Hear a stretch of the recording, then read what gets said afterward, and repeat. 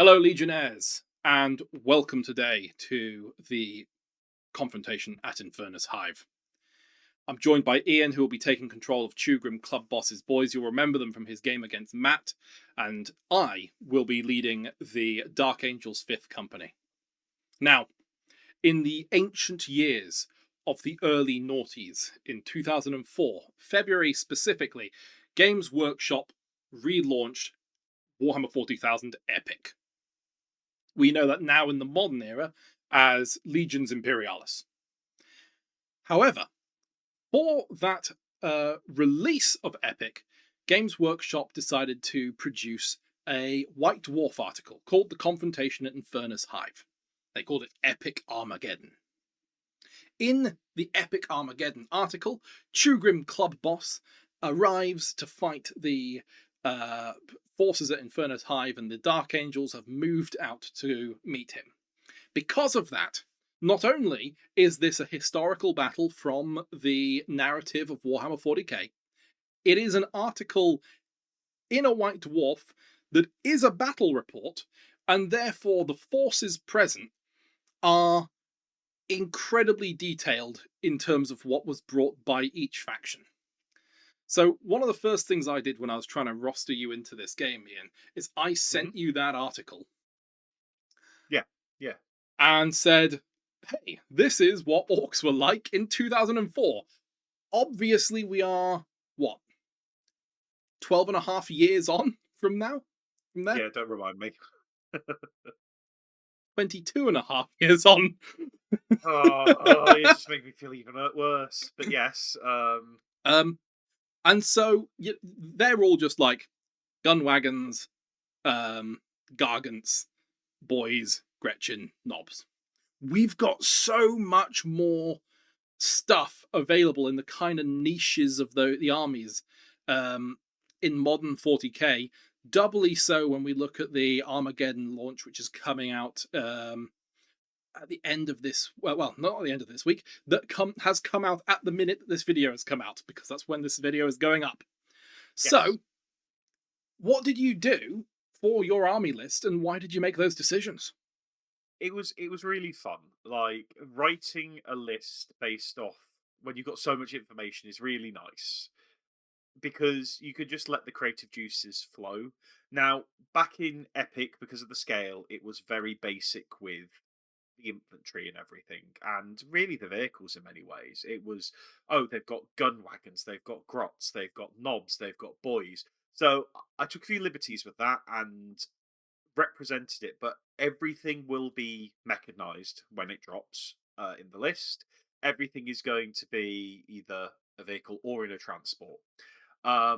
Which was really nice, and it gives me an excuse to crack out my custom built, well, kit bash really, battle wagon made from a Land Raider and lots of plasticard and some old Gorka Walker bits actually.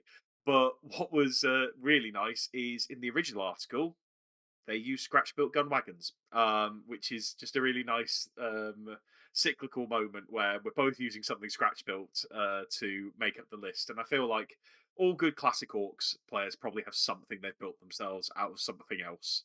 It's good fun. So, in the old White Dwarf article, if I Mhm. recall correctly off the top of my head, it was um, Che and Brian who were Yes. playing the two forces. Um, what was the list that was designed up for Chewgrim's Boys? So it was three warbands. One consisting of 2 units of knobs, 6 units of boys, and 2 grots and 4 bat wagons. Another one which was 4 knobs, 12 boys, 4 grots, and then a blitz brigade made up of 8 gun wagons and 3 stompers. So my list kind of pays homage to that and represents it. The majority of the infantry were boys, so I've got a 20 blob of regular boys and a 10 blob of beast snagger boys, both in their versions of battle wagons. So I've got a regular battle wagon and a kill rig, which is nice.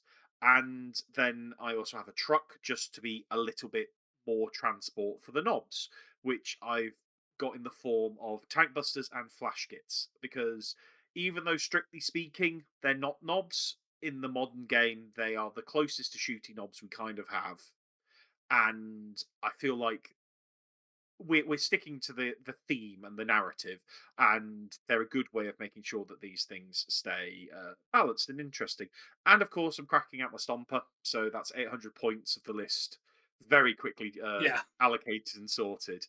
I love playing with the Stomper. I've taken it to a tournament. It did very well in that tournament, apart from the first game where a mutual friend of ours blew it up turn one with the Shadow Sword, and it killed literally half my army when it exploded. So hopefully that won't happen in this game. Um, but hopefully it'll blow up half yours instead. That'd be Well, nice. my goal is to kill the Stomper. Yeah, of Now, course. hmm, I was going to say, if you don't, it has an awful lot of guns that can do an awful lot of damage, and that's even before it gets into melee. And when it gets into melee, it's got an absolutely ridiculous mega chopper where its sweep profile is the strike profile of certain other units. It's ridiculous. okay. Well, um, that's the Stomper then. Hmm. What actually is your list? We had a discussion beforehand, and we wanted to keep the characters light, kind of fit with the narrative and the feel of this, because it's not really an organized orc attack. It's a exploitation of the lines being broken, Yeah. and it's a panic defense from the Dark Angels as well. So I've got one war boss, and that's going to be Chewgrim. I'm using the exact same model as last time. Then I've got three what were once called odd boys with him. So that's kind of your lieutenant level characters. So we've got a mech, a were boy, and a pain boy to go with it. So the war boss and the pain boy are with 20 boys, and they're going to be in the battle wagon. And then we've got the beast snagger boys with the were boy, and the mech is going to be in the stomper because his job is to babysit and fix up the stomper as required. Uh, After that, as I said, we've got a truck, and inside that truck is going to be 5 flash kits and 6 tank busters. No character support there, just naked squads, but the naked Yeah. squads that can do a lot if they're given the chance. Um, Kill rig for the Beast Snagger boys. That thing, it can put out a surprising amount of damage with Right. its Psychic Torrent attack, which is really, really nice. And then just because I had the spare points, and I wanted another like gun wagon esque vehicle, a custom booster blaster. One of my favourite buggies. It's got a really fun little rivet cannon, and it's got some surprisingly dangerous flamers as well. So I always have a good time when I bring one of them. It's always a nice little surprise. Excellent. Now, one of the things that I'm a little concerned about, possibly, is the Hmm. combination of the Stomper being a towering entity and thus getting plunging fire, so +1 ballistic skill, not +1 to hit, Yep. +1 ballistic skill against things within 12 inches. And then the mech being able to heal him and add +1 to the hit rolls. So you're Yes. going to be able to double dip for a huge effigy of orc shooting hitting on threes at things within 12 inches. Yeah, it is quite scary. And on top of that, because battle is so much more important now because it sticks on the models, which is the way I think it always should have been. Really, it's one of my favourite changes to 11th. It gives +1 leadership to Yeah. everything within 12, and for an orc army, that's actually really good It's because the best leadership you get is a 6 up. So this takes it down to a 5 up, which is brilliant. it moves you from orc leaderships to space marine and primarch leaderships, Mm, which yeah. is silly. Um, well, I should also mention hmm, in my list, because of the new detachment system, I'm taking a Blitz Brigade, predominantly because in the article they took a Blitz Brigade. That was one of the ways they ran things in Armageddon's Epic. Sorry. So yeah, I kind of had to, and that's a 2 point detachment. And then I am taking the more Daka detachment, one of the new single point ones. I've got a lot of infantry, and I feel like it's going to benefit a lot. I don't know how much. I'm a bit concerned that not much interacts with the Stomper, right. and I think maybe we're playing a narrative game, so we're not trying to fully optimize things. But that is a concern, and perhaps maybe this edition, if you're wanting to run a Stomper, it might be something that you need to really spec into with the DP. I mean, possibly, but I think just the inherent buff with the maybe I'm just overly concerned about plunging fire. Um, Hmm. but I think the combination of that with a little mech to babysit him, Mm. probably he stands on his own 2 feet. Let's talk about the Dark Angels, because one of the great things Yeah. about this is um, this used the Dark Angels' 5th Company. Mhm. And one of the things that I'm fortunate on is in my misbegotten adventure to collect as many Dark Angels as possible, the 5th Company is Mhm. the company which I have completely built for my Green Wing. So, Mhm. I mean, most of the time it's run with Lazarus at the head because it's set up for the modern day, but I have Balthazar. Mhm. And the really interesting one about this is we're going earlier than Balthazar. We're going to Master Aderson, which, interestingly enough, is just the surname of Brian, who's running the Dark Angels. So Brian has put himself right in there as the captain of the 5th Company, or the master of the 5th Company, as the Dark Angels call them. The Dark Angels list was relatively simple. It was 2 formations of Space Marines, each containing 6 tactical squads, 3 rhinos, a Space Marine captain upgrade for Master Aderson, and 1 formation of 4 Space Marine assault units, and 1 formation of 4 Land Raiders. So, Land Raiders were making up the sort of armored punch element of this force. Rhinos are moving all the troops around the place, and then it's tactical Marines and assault Marines. And this is where we come to, I guess, a really big manifestation of the history of Space Marines. Back in the day, we only used to have tactical, assault, um, Devastator, Rhino as a transport, and then a few little bits around the side. And now I've got the ability to choose from intercessors, heavy intercessors, tactical. I can have my Stern Guard veterans. There is a huge range available to me. And the other problem is my 5th Company collection. I decided my 5th Company, led by Lazarus, was going to be my Primaris company. And Yeah. so the majority of my collection is Primaris. So how did I represent this? I mean, I've gone for a unit of heavy intercessors, Mhm. 10 of them, 10 regular intercessors, 5 regular intercessors. And then, for nostalgia's sake, I've got 2 units of 10 um, tactical Marines from the Dark Vengeance box set. So they've got the plasma pistol on the sergeant, the plasma gun in the unit, and the plasma cannon. So, Mhm. with this small dip into a underwhelming unit, let's be honest now, tactical Marines are an underwhelming unit. I needed something that was going to bring them up just a tiny bit.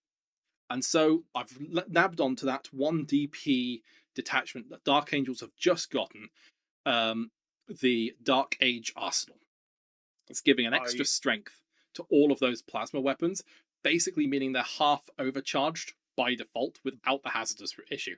If I punch that hazardous, I can then throw stratagems on there for either +1 to hit or +1 strength, and potentially some nice big plasma weapons could be pushing as high as strength 10 Mhm. AP3, which is going to go a long way for covering off the lack of anti-tank that this army Mhm. is bringing along. Especially when I double down on the fact I own 1 Land Raider, which Yes. is clearly an issue. I need to get more Land Raiders. Mm. My birthday's coming up in August, by the way. Don't know if you were aware. Um, so we're going to have to be a little bit more creative with that. So Mhm. I'm looking for units which have las cannons, because that's what the Land Raiders were equipped with. So what I've done is I've brought along a Gladiator Lancer and a Repulsor Executioner. The Lancer is really a stretch, because let's be honest, that's a Predator. Yeah. Maybe you could say it's kind of a Razorback without transport, but that's why I call it a Predator. Um, the Repulsor Executioner is a discount Land Raider. It's got the big Yeah. guns, it's got a small transport capacity, so that's being one of my Land Raiders. I've got my Land Raider with the Land Raider Redeemer with the heavy flamers. That's going to be useful for killing orcs, I'm sure. Yeah. Yeah. Um, we're running a Space Marine Captain. I've dug out a really lovely old model which predates me as a person. Um, and he's going to be my captain, my Master Aderson. Mhm. Um, the one I've dug out has a combi weapon. And as Mhm. such, we've just had a little bit of a sideways agreement that, this isn't just a captain, this is Master Aderson. He's got Mhm. a combi weapon, and he's wearing the Shroud of Heroes. So I expect it'll be good to get a nice throwdown between Chewgrim Kulbboss and Aderson, and when Chewgrim inevitably kills Aderson, because, I mean, he's a war boss. This is just a regular Space Marine captain. The Shroud of Heroes is going to let me come back with a few wounds. Eagle-eyed viewers will be able to determine my second detachment from the enhancements and upgrades that I've taken there. It is the Unforgiven Task Force. It's my favourite detachment for Dark Angels through 10th edition, which I'm sure is weird to most people because it's clearly the worst detachment for Dark Angels in 10th edition. But I just loved the idea of ignoring the or reducing the severity of the battle shock mechanic with large units of Dark Angel Space Marines, and it just wasn't enough of a risk in 10th edition to justify it. But now, with battle shock becoming maybe a little bit worse or a little bit more severe and a little bit harder to get rid of, I'm hoping it will be good. Yeah, and I think it is going to make a big difference, and I absolutely adore the plasma detachment as well. I think both of those allow you to create such a fluffy and thematic Dark Angels army. The last little bit of my list is just these assault squads that we were talking about in that Dark Angels 5th Company. For that, I thought great opportunity to use the new and glossy Vanguard veterans from the Armageddon box. We are playing with the Armageddon chapter approved, so we'll see how good that deck is over the course of this game. But also, if we can throw out some Vanguard veterans, we can see just how they do. For my other assault squad, it's just a unit of Plasma Inceptors. The opportunity to get 6 guys with those ridiculous plasma weapons to jump in out of the sky at, I think it's 6 inches now, it used to be 3, 6 inches away from you. I reckon that could give me that sort of dagger in the night ability to just eliminate something that I don't want to be on the table. And so I'm looking forward to using those. 1 week after the Third War for Armageddon had begun, Orc forces punched through the Imperial defense north of Infernus Hive. As Orcs streamed through the breach, elements of the Dark Angels 5th Company, under the command of Master Aderson, rushed to secure a vital communication relay installation. As they approached their objective, they spotted a large dust cloud to the north, heralding the imminent arrival of Warlord Chewgrim Kulbboss. Both forces rushed forward, and a bloody battle ensued.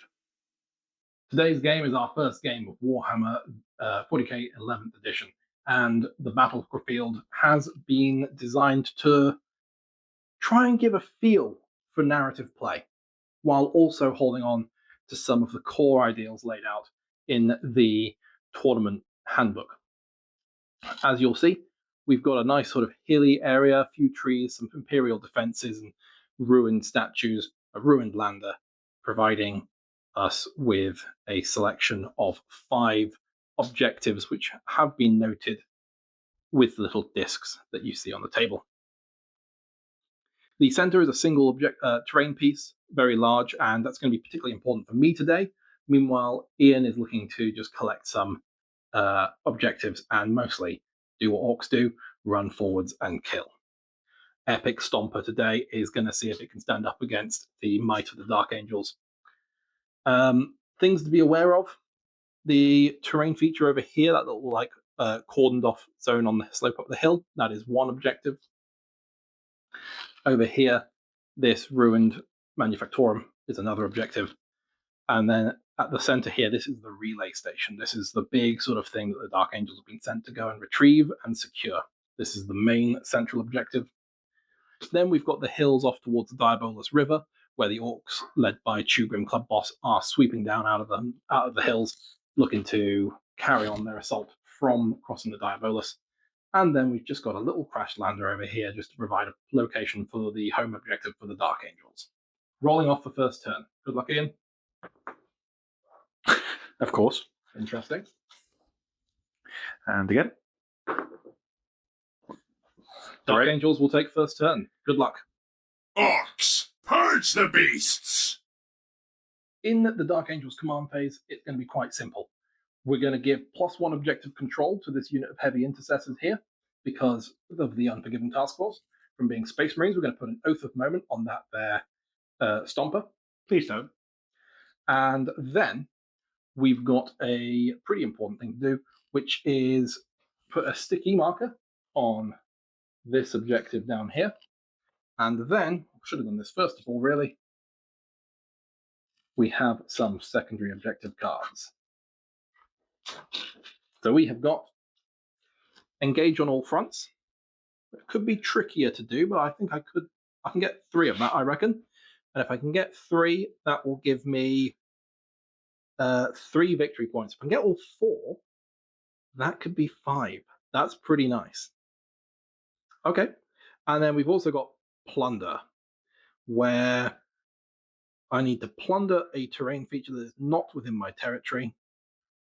It completes immediately, and if I can plunder a terrain feature, that will get me 5 victory points. Bearing those in mind, let's go and see what movement brings for us. We've had the Land Raider advance up. We've had the Repulsor Executioner just move forwards, getting a line of sight on the Stomper. We've had these Intercessors try to advance, but they only went 1 inch. However, inside the building, the Heavy Intercessors had a full 6 on their advance roll, and so they've marched up into position. The Rhino here has moved forwards, getting ready to do some firing deck shenanigans. Over there, the Intercessors have stepped out and are beginning to plunder that objective. Meanwhile, my Gladiator Lancer has moved into position to get a nice shot on their battle wagon. We'll progress forwards into the shooting phase. My general thoughts is the Lancer will fire some shots at the Stomper. The Lancer will fire some shots at the not the Stomper. I don't think it can see the Stomper. Oh no, the Stomper's got a lot of booty. Yeah, that can be seen. So what we'll do is we'll disagree with the Stomper quite severely. Gladiator into the Stomper, Executioner into the Stomper, and we'll see what comes of that. I feel like it's 6 up, so it's going to have to do a lot of work. Yeah. Otherwise, these Heavy Intercessors haven't really got a line of sight on anything particularly useful. So we'll just take some pop shots with them into the big squig thingy. Kill rig, there you go. They've advanced. Actually, we'll have to check if they have assault on their guns. I think they do, but I have no idea, to be perfectly honest with you.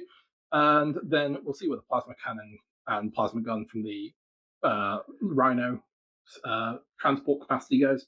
Probably going to throw them into the converted Land Raider battle wagon, which is, unironically, really kind of awesome. We'll get some better shots of that as the game goes on. So the Gladiator Lancer did manage to shoot. Its heavy stubber did nothing. However, we did 8 wounds to the Stomper with its las cannon. The Repulsor Executioner, similar sort of deal. The stubber managed to force a couple of saves. None of them were failed, however. But we did 9 damage with the las cannon. That means that the Stomper has taken 17 wounds, which leaves it on how much, Ian? 13. 13. It's below half now. The plasma gun and plasma cannon fired off into the battle wagon. This seems to have been a mistake because I've done no damage to it, and I've suffered 3 wounds from a hazardous fail. Also, on top of that, Iain tells me that there's something funny he can do because I've shot him. Yes, so using trouble now. I'm spending the 1 CP, and my orcs will disembark after you've shot a battle wagon and make a surge move of up to D6 inches. Excellent. So I'll roll it in the tray. It's a big 5 inches, so we'll come back once the Kinderegg has exploded everywhere. Here's where the Orc Boys have ended up after getting out of the transport. Now, because this is 11th edition, with the change in coherency, they all have to be within 9 inches of each other. So it's been a bit of a squeeze with 22 models, but I have managed to just about manage it now. So there's the divot of where the transport was, and they've kind of piled in a little bit with their 5 inches of movement, but it'll make Orcs turn 1 at least interesting. Yeah, I think we might either... Are we going to see a combat, you reckon, between them and the Heavy Intercessors for the centre, or are you going to have to go after the Rhino and do some box popping? Well, we're going to have to wait and see. I'm not sure yet. It depends what secondaries I draw, I suppose. Yeah, okay, secondaries will do it. So let's go over my secondaries. We've plundered this area here. We've got this quarter. We've got that quarter. We've got that quarter. So we've scored both of our my secondaries. It's the full points for plunder, and it's only 3 points for engage on all fronts. For the primary, that's a different question. I'll come back and check that. And yep, thanks to my objective, which in turn 1 is hold a central objective for 3 victory points, we've got this one here with the 15 objective control from my heavy intercessors. Safe to say I control that building. That's an extra few victory points for me. So all in all, quite a nice little turn for Dark Angels. The Stomper has been bracketed. We're going to suffer with those boys. That was probably a mistake. I could have kept just pinging things into the Stomper. The Stomper is going to have to do a battle shock. The Stomper is going to have to do battle shock. I mean, it's half. There's nothing else for us to do in Dark Angel's turn, so let's head over to the Orcs' turn and see where this all goes. Orcs, orcs, orcs, orcs, orcs, orcs, orcs, orcs. Right then, so at the start of my command phase, I will draw my 2 cards. So I've got Center Ground, which basically means I need to get rid of those heavy intercessors and have something in that central objective as well. And then a Grievous Blow, which actually, because you don't have anything with a starting strength of 13, nope, that's 11. Yeah, that's 11. We looked it up with things like the big vehicles over there. They've got a lot of wounds, but they're a starting strength of 1. Because they're only one model. Whether or not they're below half strength by how many wounds they have left. So that gets replaced with instead Display of Might. So I need to have more of my units in No Man's Land than of yours. Excellent. Which is kind of the plan anyway. So, yeah, I mean, you can disembark. I mean, they're already in No Man's Land, aren't they? Yes. And you'll be able to disembark some stuff from here. Am I missing anything else? Is this transporting stuff? It has a mech inside.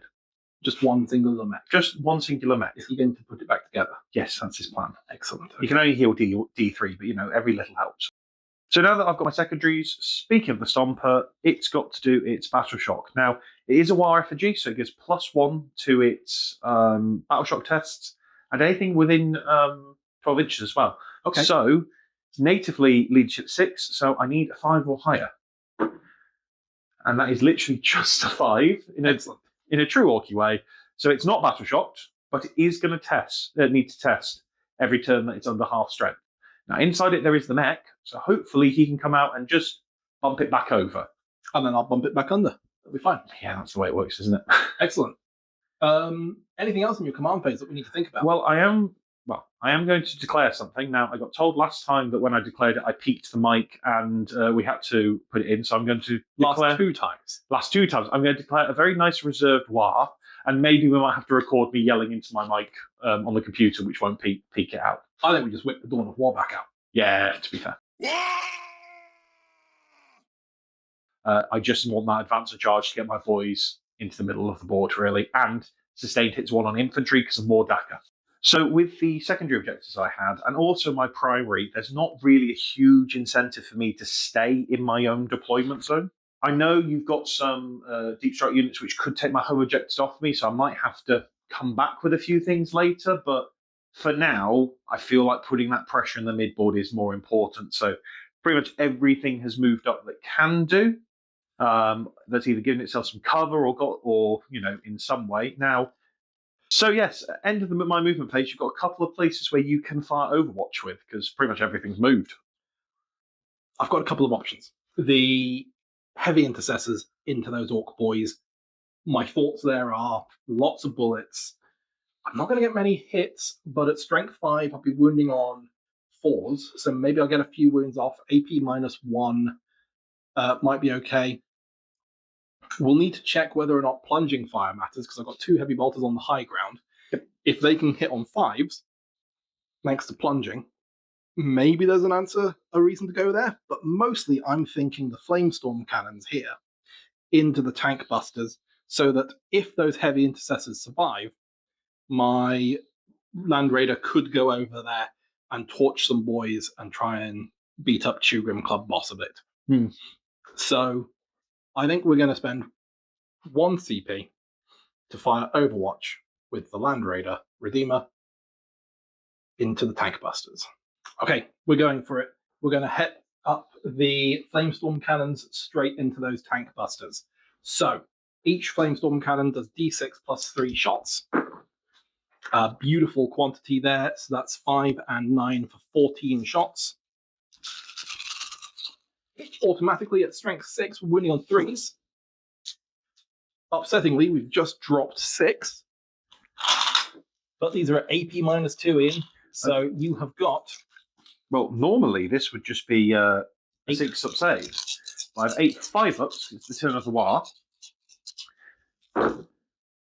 Which I make 4 of, which is very nice. We have, however, toasted 4 of the tank busters. Yes, that would leave just 2 remaining, so we'll pull them in a second. We should also mention, when they got out the transport, they threw a bomb squig at the Land Raider, dealing 1 mighty mortal wound to it, hence the red dice. Yeah. Twin assault cannon, looking for 6s. None. The storm bolter. None. Oh, cocked. None. And the multi-melter. 1. At strength 9. Wounds? AP -4, but for 5 saves. And a hunter killer. Are you sure you want to use it against 2 tank busters? On a 6 you miss? I mean, come on. Right then, so after that devastating fusillade into the tank busters, who are still there, I wanted to get them out so they get their +1 to hit and wound, and to take benefit of sustained hits. So that's a risk you have to take, I suppose, especially near a flamer. We're going to have the custom boost blaster firing whatever's in range into the Land Raider. The flash kit in the truck firing up the hill at the intercessors, the heavy intercessors, I should say. Tank Buster's going to shoot the Repulsor Executioner. The Hunter Rig is going to shoot the Land Raider. The Stomper we're going to roll on camera because it's got 1,000,000 guns and I won't be able to remember everything it does. The boys are going to shoot at the intercessors using their shooters because you boys get shooters, which is lovely. This advance it can't shoot. And I think that's everything. Oh, and the reason why I can shoot my boys is because all my infantry have assault because of Mordaka. Mordaka's really nice. It's nice. It makes them play really, really well. I've just realised we're both using a shooty bonus 1 DP detachment.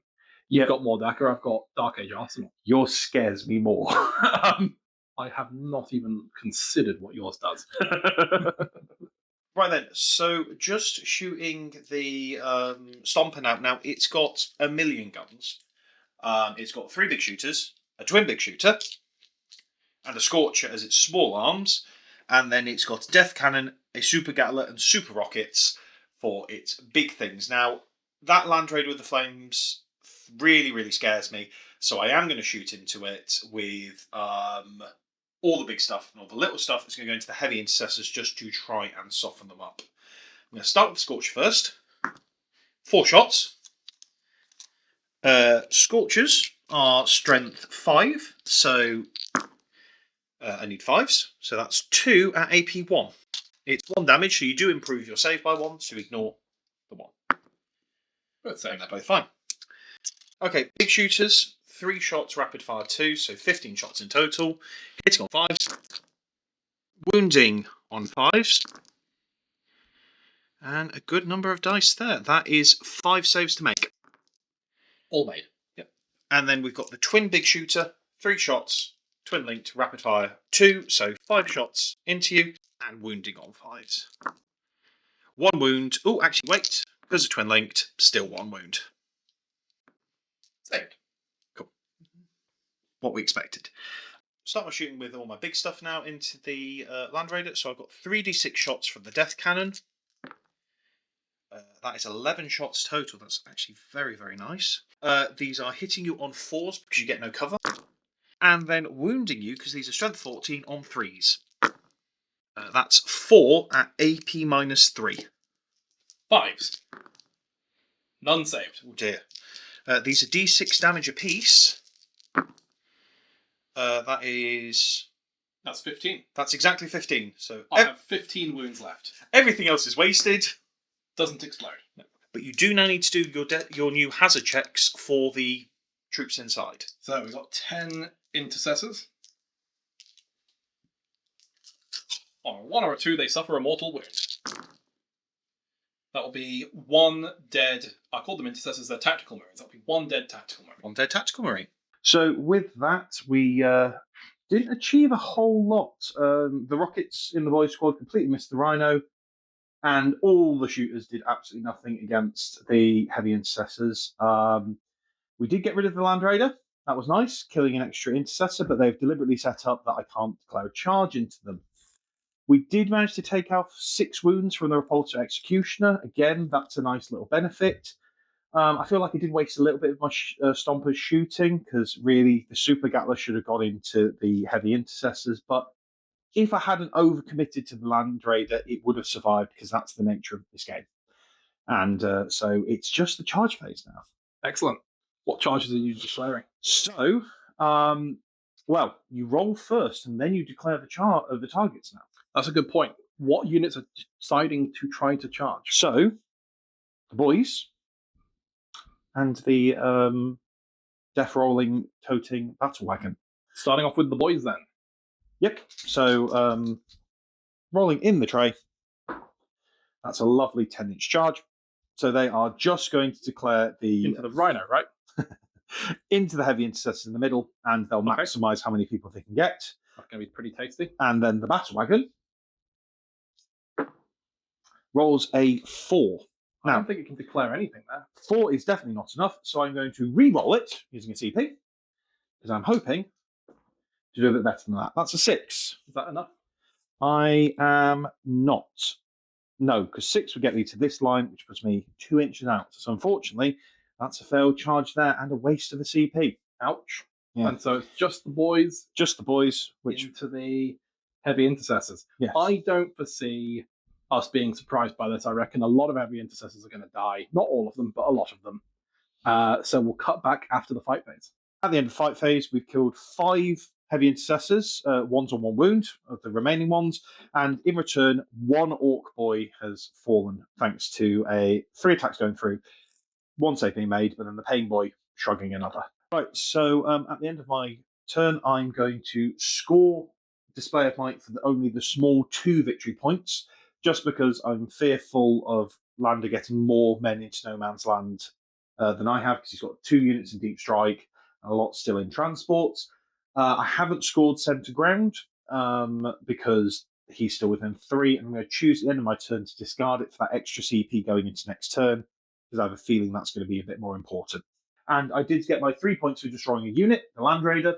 So I've scored 3 points on my primary, and I've set myself up to be scoring some next turn. Orcs, purge the beasts!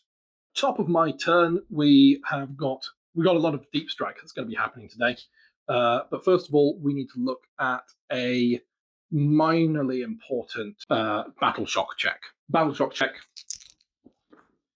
That is a 5. That will be a fail. So, fortunately, with Dark Angels, that means he's only objective control 1. Mm-hmm. We will use the +1 objective control on my big unit of 10 intercessors. Okay. And we will put Oath of Moment on the large unit of Orc Boys. What secondaries have we drawn? Let's take a look, shall we? First secondary, the Burden of Trust. I need to, at the end of your turn, score 2 victory points for every objective guarded by my army. And guarding is a select a friendly unit on an objective to guard the objective. That's when drawn. Okay. Very well, nice. It's not that nice, because I don't have that many to guard. I don't think it stops shooting or anything like that. While that unit is in range of the objective, and while you control that objective is guarded. So I can't. I could try to guard the center. I'm obviously going to guard this one over there because that's really safe. Yep. I can't. I'm not on any other objectives to guard. No, you're not, because So although that's you not- control home, you're not on it. Yeah. So that's not happy, but oh well. And then secure No Man's Land. At the end of my turn, control 2 or more objectives within No Man's Land, excluding my home objective, which I would have thought would never be in No Man's Land. No, that's what I was thinking. Yeah. So I think we could possibly do that. Mm-hmm. I think we're going to have to go big time on this middle. Maybe. So that's going to be interesting. Movement-wise, I have no idea right now, having drawn those cards, so we'll come back to you and see what it's like. Movement has been completed. We did a desperate breakout with the intercessors, causing us to lose another guy, and one of them has taken a wound now. But that has opened up these orc boys. Given that my objective is basically take and hold the middle of the battlefield and just keep doing that, I saw all these orc boys. They got a 5-up invulnerable save, they got a toughness of 5. 5-up feel no pain. They got a 5-up feel no pain. They've obviously got a 5-up save, but they don't care because invulnerable saves Lots better. of 5s. Loads of 5s. So I have decided to commit to this a little bit.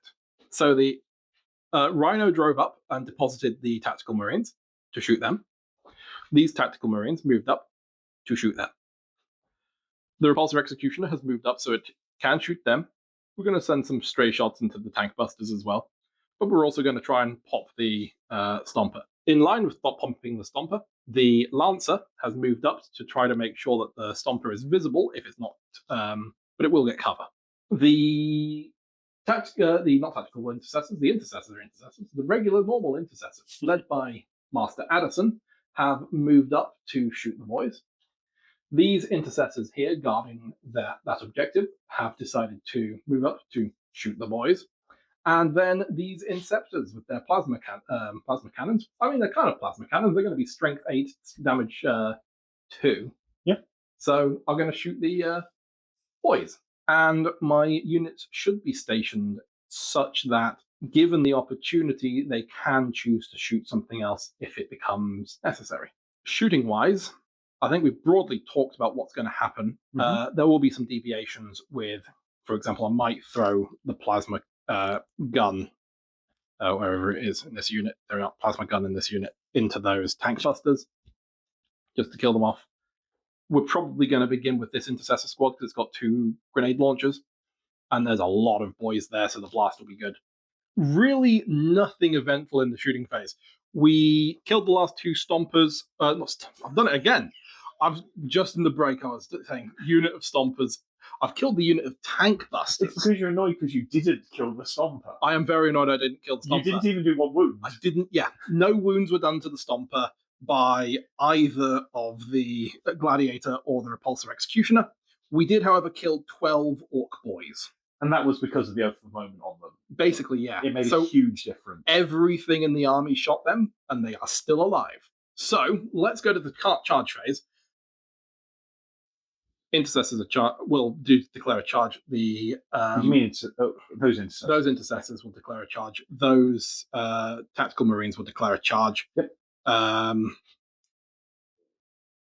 Maybe this will declare a charge. We'll declare a charge with that, because if I don't roll good enough, who cares? If I do roll really good, I can decide something to drive it into. I haven't got any tank shock, though, so maybe I don't know why I'm doing that. Yeah, no charge there. Charge. So let's roll the charge for the intercessors. That's a 9, so we can go ahead and probably make that charge. Let's see about the tactical marines. They're going to come in with an 8, so we'll come back with those orc boys completely surrounded. So, given there's 1 combat, we'll take some time to roll it out. We've got Master Aderson and his intercessors fighting into the boys, and we've got these tactical marines as well going into them. Yep. Loads of close combat weapons. I'm going to start with Captain Aderson, being the only member of the Deathwing in this entire army. We'll use some Deathwing dice. That is all hit. Yep. And then he's strength 4, so 5's to wound. Ooh, 3. 3 wounding hits. Still the turn of the war. All fail. Pain boy. All fail. Excellent. Aderson is earning his keep with 5 wounds. I was due some failures. We can then take a look at the close combat weapons. And while I'm doing this, Iain, could you look up how many attacks a intercessor sergeant with a power sword gets? Yes, I will. So we've got 8 intercessors, each of whom is making 3 attacks. Do we have 8 intercessors? Yes, we've got 8 intercessors. Yes, 1 died. Yeah. So we'll just do 3 volleys of this. The first one, we're getting 3 hits. Is that 3 hits? That's 4 hits, rather. The second volley will give us another 5 hits. That's 9 total. And the third volley gives us another 5. So that's 14 hits total.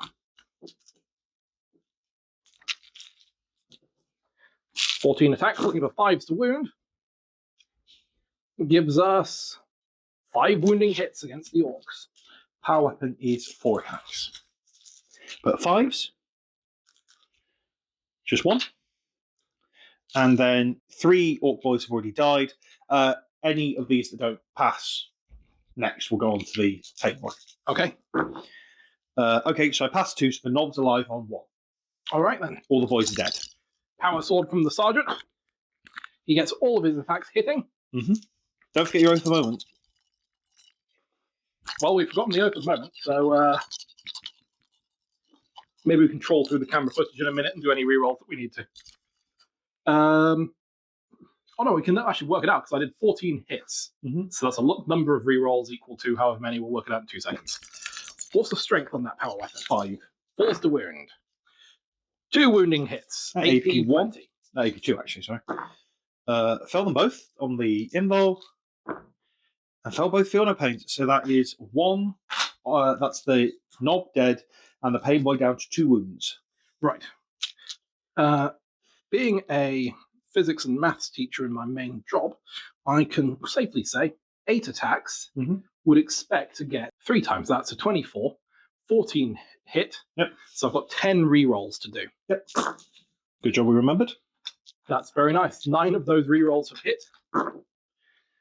And 3. 4. That's 1 pass, because a pain boy still has a 5-up save, and then... so now the pain boy is dead, Excellent. because that just takes him over. And you know what? I think we're going to have to look at where those guys are now. So it's just the war boss left. So all but 3. Okay, so that would be 7 guys. 1 is the sergeant with his chainsword. Could you look that up for me on that? Chainsword, 5 attacks. Say what then? 5 attacks with the chainsword. At the moment.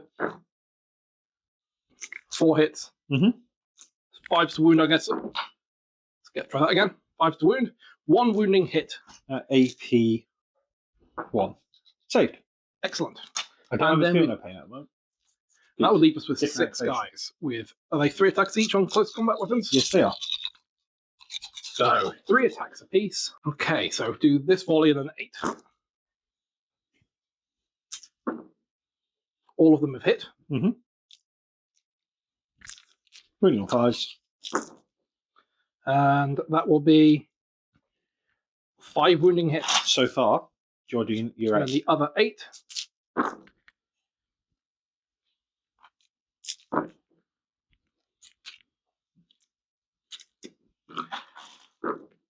And that will be another 3. Okay. So 8 woundings total. on 4s. He is a war boss. He does have a letter. I need to pass Well, you got War. Oh, no, 4. There you 3 of these, which I do. So he is alive on 2 wounds. go. Excellent. So it's my attack back with my power claw. Now, what's really interesting is I keep the +1 to hit. So the war boss is +1 to hit for units Got he's you. leading. So, but he does still have 9 attacks this turn, plus the 2 from the. No. These are going to go into the captain squad, I think, into the intercessors. Hitting on 2s, so 2 1s. The rest hit, and then wounding on 2s. Yeah, so that's 7. AP -2. 5 ups. I've managed to roll a die directly into the dice dispenser for orcs. That is 5 dead. 2 It's saves. 2 damage apiece. Ouch. That's brutal, but Dark Angels, we take it. 2 hits, I think. Up from the attack squig. 2 hits from the attack squig. Ooh, 1 wound. AP 0. 1 wound, AP 0. Right, so I've decided to step away to collect models off the table. 1 wound, AP 0. Saved. Yeah. Chewgrim Kulbboss is still in the middle. He's still there. Very, very hurt, though. So, immovable object is my primary. I wasn't able to score that in the command phase, but I've retaken the central objective. So, unless Iain knocks me off of it now, we're looking at a tasty 5 victory points there. Secure no man's land required that I control 2 or more objectives. We didn't get this one over here, but we've got a very, very strong contender in the middle, and the guard checkpoint over there is still pretty securely ours. So we'll score 5 victory points for that. Burden of Trust. The heavy intercessors are still guarding the central objective, and those intercessors are still guarding that objective. So we may score up to 4 victory points when we get to the end of Ian's turn. But he has a chance to knock us off there. Orcs, orcs, orcs, orcs, orcs, orcs, orcs, orcs. That last turn of shooting from the Dark Angels and the melee has put me on a little bit on the back foot, I feel. Fortunately, my Stomper's doing a lot better than I thought it would be doing right now, so he's hopefully going to have to do some work, but we will see. I've got a few things to do this turn. Now, I originally drew forward position, which I have to control both expansion objectives and or the home objective, and then I drew as well a tempting target, which, of course, Lander chose this objective to be it. I'm not going to be able to score both of them at all. So I've used one of my 2 CP to get rid of forward position. I've drawn Burden of Trust, which is the one that Land's just had with guarding. So I'm going to have my Flash Gits guard that objective. Ooh, can we do flash kits? Does it have to be on the table? I don't think it says on the table. It just says Burden of Trust. Oh, it does say on the battlefield. You're absolutely right. So it will be the truck that guards. That's fine. It doesn't change much. No. And I'm going to have the War Boss guard as well. Now, we are going to have to... Are you sure?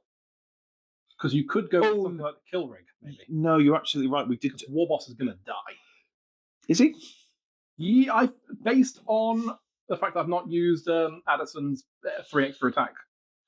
And I suppose you're right. You've got to stand up against his close combat weapon. Yes. This knife. But once if I fell back with him? If you fall back with him, well, this is why I need to roll battle shots, yes, because it is going to see. So I'm actually going to make the Stomper guard the centre objective, because that's where the Stomper's going to be heading. Because it is a large enough footprint that he could fit in, presuming shooting can go all right. So, battleship test for my War Boss. He is fine, so he is not battle shocked. Now, looking at him, he is still going to have to do a desperate breakout test, regardless, because he is surrounded. But worst case scenario, he's going to lose 1 wound of the. Oh no, he could lose 3. He could die. Chewgrim Kulbboss could just straight up die. So, 1 or a 2. You rolled a 6. Chewgrim Kulbboss lives to fight another day. Excellent. Now, moving straight into my movement phase, there's quite a bit to do. Me Stomper is going to get ready to go into the objective. Yeah, it's going to stage for that. It's probably not going to move too much. My Killrig's going to move up, but first the men inside are going to get out because they've got some targets of their own to deal with. My Flash Kits are going to get out and have some fun shooting. I think I'm going to move my Custom Booster Blaster around. And there's not much more for this to do except go forwards and try and deal with that in combat. So this is the end of the Orcs movement phase. Most things have moved up. Lots of things. The remaining things have got out of transports. Chewgrim Kulbboss has fallen back, creating space for the Stomper. At the end of my movement, are you going to spend the CP for any Overwatch? I don't see a good Overwatch target. No. And I also don't see a person that I'd want to do Overwatch with. No, I think that's a good point. So we're going to hold it off for the moment. The last thing to do is for me to roll how many wounds does the Stomper heal. 2 wounds, which is nice. Oh, no. Yes, 2 wounds. It's the 3. That puts him nice up to 17. Shooting phase-wise, there's a lot riding on this shooting phase, and I think everything that can shoot is going to. The Battle Wagon's going to shoot across into the Tactical Marines or into the Intercessors. I haven't quite decided yet. They're both within half range, and it's got 4 big shooters, so I might be able to chip a wound or 2. Cover will be useful. Cover will definitely be useful. We've got all the pistols here, which will probably go into the Tac Marines, along with the Warboy's ability. We've got the Kill Rig, where the anti-tank weapons are going to go into the tank. The Lobber's going to go into the heavy intercessors, because I do need to get rid of them. We've got the Buggy with its rivet cannon is going to probably shoot into whatever's left. The truck's gun is going to shoot into whatever it can, and same with the Flash Kit.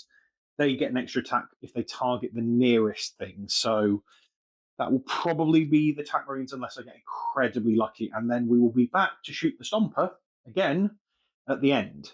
So a pretty disappointing shooting phase. Not a huge amount achieved. The Pulse Executioner took 3 wounds from the sticky cannon. The Word Tower couldn't do anything, but it is snagged, so if I choose to charge it, that's it can't fire Overwatch against the kill rig, and it gets +2 to the charge, which is nice. The attack marines there are still alive, rather disappointingly for the amount gone into them, but we can deal with that. 1 wound was done on the 5-man intercessor squad over here, and nothing in the middle. So we do have the Stomper to do. Now, all the small arms, so the 3 big shooters, the twin big shooter, the Scorcher are going to go into the attack marines. The Super Gatler is going to go into the heavy intercessors. And then the Death Cannon and Rockets are going to go into the Repulsor Executioner because I really need to kill it. Now, it is getting +1 to hit because of the mech that's repaired it, but against the attack marines, because it's within 12, it's going to negate their -1 for cover because it's got 2 sources of +2 because of plunging fire and the +1. And they've only got 1 source of -1, so it balances out that I'll still be hitting on a +1, which is nice. Now I'm going to spend my 1 CP for this turn on Armored Duelist. So 1 Orc vehicle gets +1 to hit and wound against monsters and vehicles. Because I really want to make sure that Repulsor Executioner dies. You didn't tell me that was a thing. That sounds awful. Okay. Yep. Okay, well, let's do the small arms first, though. So Scorcher into the attack marines. 5 shots. That's quite nice. Can't set something up like that and say, let's do the small arms first. Come on. Got to tease him. Scorcher is strength 5, so that is 3 to wound. 4 wounds. AP -1, good sir. That is 1.5 dead. Yeah, 1.5 dead. Very, very nice. We then go on to our regular shooters. So our regular big shooters. Hitting on 5s. Well, 4s because of what we explained. These are also into the attacks? Yeah, these are still all the small arms. Spike is not going after the heavy intercessors. I am with the Super Gatler. I see. Oh, that is 5 AP0 saves for you, good sir. 3s. Another 1 dead. And then we have our... Unless it's 2 damage apiece. No, it's not. It's just a big shooter. I hit you twice with the twin big shooter and wound you once. So 1 more save. That will be a save. Okay, brilliant. Quite happy with that. Killed quite a few of them. Okay, not impossible. Let's then do the Super Gatler into the... So that's this one here, is it? Yes. Super Gatler into the heavy intercessors. And this is 20 shots. Okay. Hitting on 5s because of +1, -1. Oh, 1 thing going. That is quite possibly the worst roll I have done today. Out of 20... What do you mean today? Just period? Out of 20, 3. Now, the only thing saving these is these are strength 7, because it's basically an autocannon. So 2 wounds. 2 wounds, AP -1. How many damage? 2. Oh, okay. AP -1. Forced to save. No, that is... 1 more dead, and 1 more back on 1 wound. Do I put a wound? I'm going to put the wound on the sergeant. Okay. Yeah, we're going to try and keep those heavy bolters alive a bit longer. Okay, right then. Let's see how many shots the Death Cannon makes.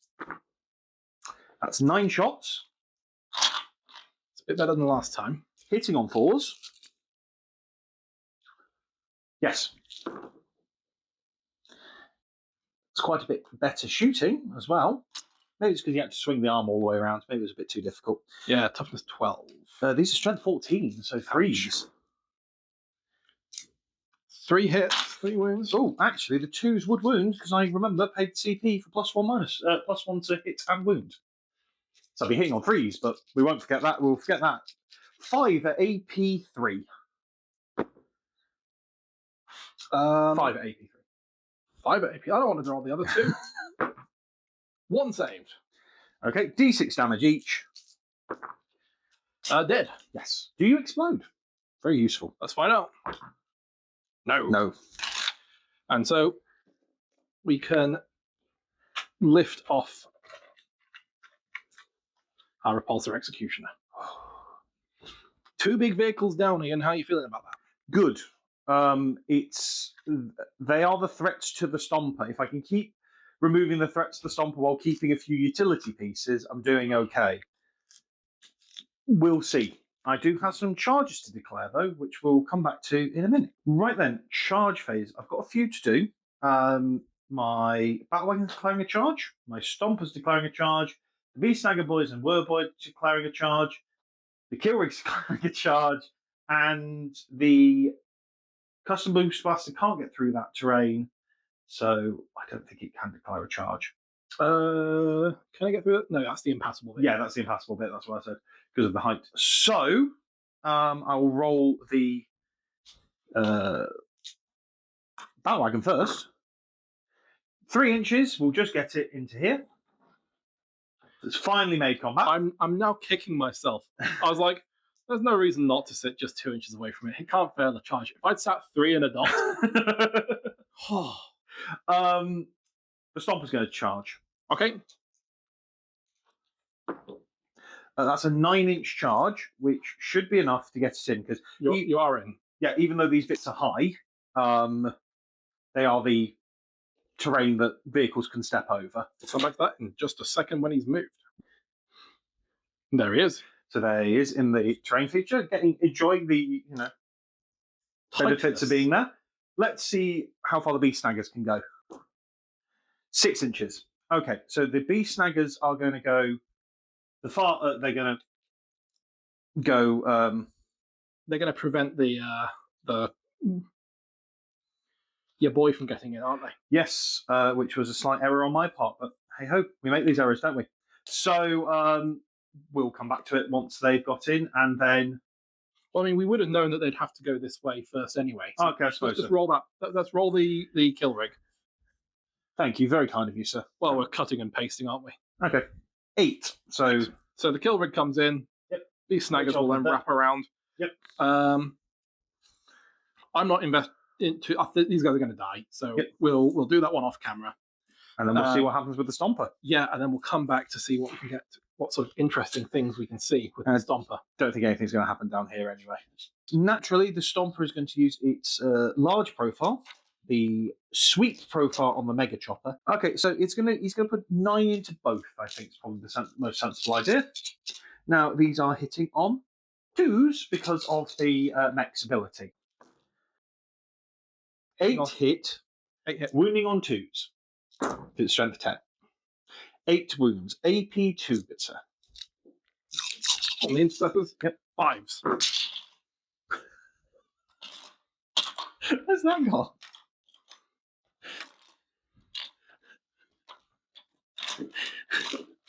It's not there. Oh, it's there.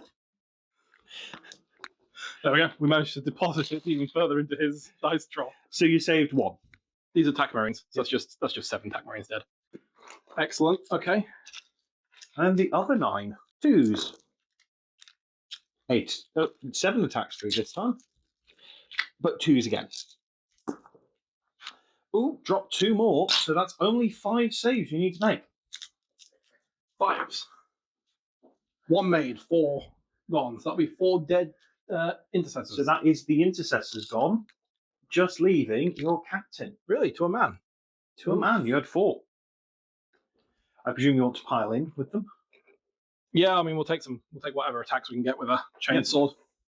And we might as well roll these now because it's not going to really break sequence much, is it? No, it doesn't affect anything. So, Captain Aderson comes in, scoring 4 hits and 1 wound. 1 wound. Saved on a 6. Close combat weapon from a tactical marine. Scores 2 hits. Mm-hmm. No wounds. And then the chainsword from the tactical sergeant scores 2 hits. 1 wound, AP1. 1 AP1. Saved. Excellent. Normally. Now, the important thing about this, and what I was hoping, and why I split the attacks, is I've now reduced you down to 12 OC on that point. Because you've got 2 from your captain because of the +1. Yep. 2 from the 2 TAC Marines, 4 from the 2 tech marines. 4 from the sorry, and then 6 from the the heavy intercessors. Only 3 from them because they're battle shock. Oh, they're battle shocked. Okay, so the Stomper alone would take it because it's OC 12. Damn. It's a big boy. But I presumed I'd forgotten they were battle shocked, and so the war boss would have actually swung it to 13, which is why I fell back with him. So after the fight phase, the battle wagon managed to do 2 wounds to the Lancer with its grabbing claw. The Death Roller did nothing. The TAC Marines on the far side just fell to weight of attacks of everything that was there. The mech is now left all by his lonesome. Now, I'm not going to be scoring any secondary yet because it's Burden of Trust, and we've got the Stomper and the truck, because the flash kits were in the transport, guarding the objectives. So if they can persist and I can keep control of the objectives, I will score 2 points each. Now, Lander, you had Burden of Trust last turn, and you're only scoring 2 of it because these guys have managed to do it. But your heavy intercessors couldn't guard because everyone else's OC is now gone. Yes. Um, On account of them being gone. yes, so it keeps the game nice and close. Now, again, I know I'm not going to get tempting target. So at the end of my turn, that one can go away. And I'll take the CP going into your turn 3. Orcs, purge the beasts! So let's take a look at my objectives. Defend stronghold. I need to get control my home objective for 3 victory points and no enemy units within my deployment zone for 2 victory points. That's actually quite achievable. I just have to sort of screen this area over here a bit, Yes. which might mean sacrificing my Inceptors. So that might not be something I'm willing to do. But you probably still get the 3 at least. I think the 3 is guaranteed. Bring it down. Haha. 10 or more wounds for 5 victory points if I can kill one of them. Yes. This is an interesting conundrum. Do I You've got push the for the battle Stomper? wagon, you've got the Stomper, and I think the kill rig is 10 wounds at least. So you have got 3 potential targets. A big overcharge on the plasma here, Using some of your strats. yeah, could be quite effective. I think the Stomper needs to die. My whole game primary mission is about holding on to that middle objective. I need to hold it. Yes. So we will put Oath of Moment onto the Stomper. Okay. And after that, I think we can start to look at some battle shock checks. Yes. So if we begin with battle shock on the currently battle shocked, so to undo the battle shock on those heavy intercessors, that is a 6. That will be a fail. I misunderstand. That would be a pass. Oh, 6 brilliant. is the leadership. Okay. And then the tactical marines fail. The tactical marines have decided to pick up the battle shock from the heavy intercessors. I mean, it is quite shocking having a Stomper kill 7 of your friends. Yeah, I could understand how that would make them ever so mildly upset. And then 4 of your taller friends. Now, movement-wise, we're going to be falling back out of combat. Okay, makes sense. We will... Actually, we don't need to fall back out of combat because we can shoot it while it's in the combat. Correct. So we might even just hold in. The Aderson will fall out, Yes. allowing this to keep himself safe. And we might even just use his free CP on his unit ability to let him fall back and still shoot, and so see if he can charge. So he can maybe go and engage Chewgrim Kulbboss in single combat. Try and assassinate him. Yep. The Inceptors are... I think we've got to do stuff about the Stomper. So I think the Inceptors are just going to move into a position where they're less likely to be got by the Beast Snaggers, and we'll still be able to have a go at that big guy. You can just put them somewhere over here, behind the ruin. They're only like 10 inches of movement, is the problem. Well, I wouldn't and- discount 10 inches. I don't see much of stuff to move over here. I think we'll just move forwards, getting ready to go and have my intercessors retake that objective when it becomes available. You've also got your Vanguard Vets. This being turn 3, they need to come in on this turn. Yeah, so where am I going to throw the Vanguard Veterans? I'm probably going to bring them in to try to face off against the Beast Snagger boys, or I think maybe that's sensible. come in behind and go after the your sort of backline gun booth and take that other Yeah, you could do. center round objective, no man's land objective. Master Aderson has fallen back out of combat using Intractable to let him still shoot and charge. He's going after Chewgrim Kulbboss. Over here, the Intercessors and their transport have just moved up a little bit. Stayed the same over there, nothing new. The Rhino is going after the Pain Boy. The Pain Boy, the big mech, the little mech. The mech. The regular mech. We had a lot of discussions. We thought Deep Strike could happen behind here. There's loads of space. We can come kill some flash kits. That'd be cool. But the problem that we had was I need to keep this objective safe, and I want these plasma guys to just supercharge the daylights out of the Stomper, which meant that these guys could potentially move forwards, charge, consolidate, and that wouldn't be good. So we've instead brought the Vanguard veterans, looking at super fine in their robes and finery, being effectively they're meant to be my company veterans for the 5th Company. Mm-hmm. But they've arrived and are going to try and screen it a little bit so that if the boys charge forwards, kill them, they would then only be able to consolidate into the Inceptors, and the Inceptors will be able to punch around. I thought you were going to charge your. Now, I would charge me. I would like to charge, but I do need a 9 on the charge roll. Yeah. Which isn't super likely. You can still declare it and see. I'm going to declare it and see. With a CP, things become a little bit more interesting, perhaps. But they are lethal hits on a charge, and they've got, 4 attacks each? Yeah, I mean, they're pretty tasty. Yeah. I've got a 6-up Feel No Pain in that squad, but it's not a 5-up. And we all know I can only roll 5-up Feel No Pains.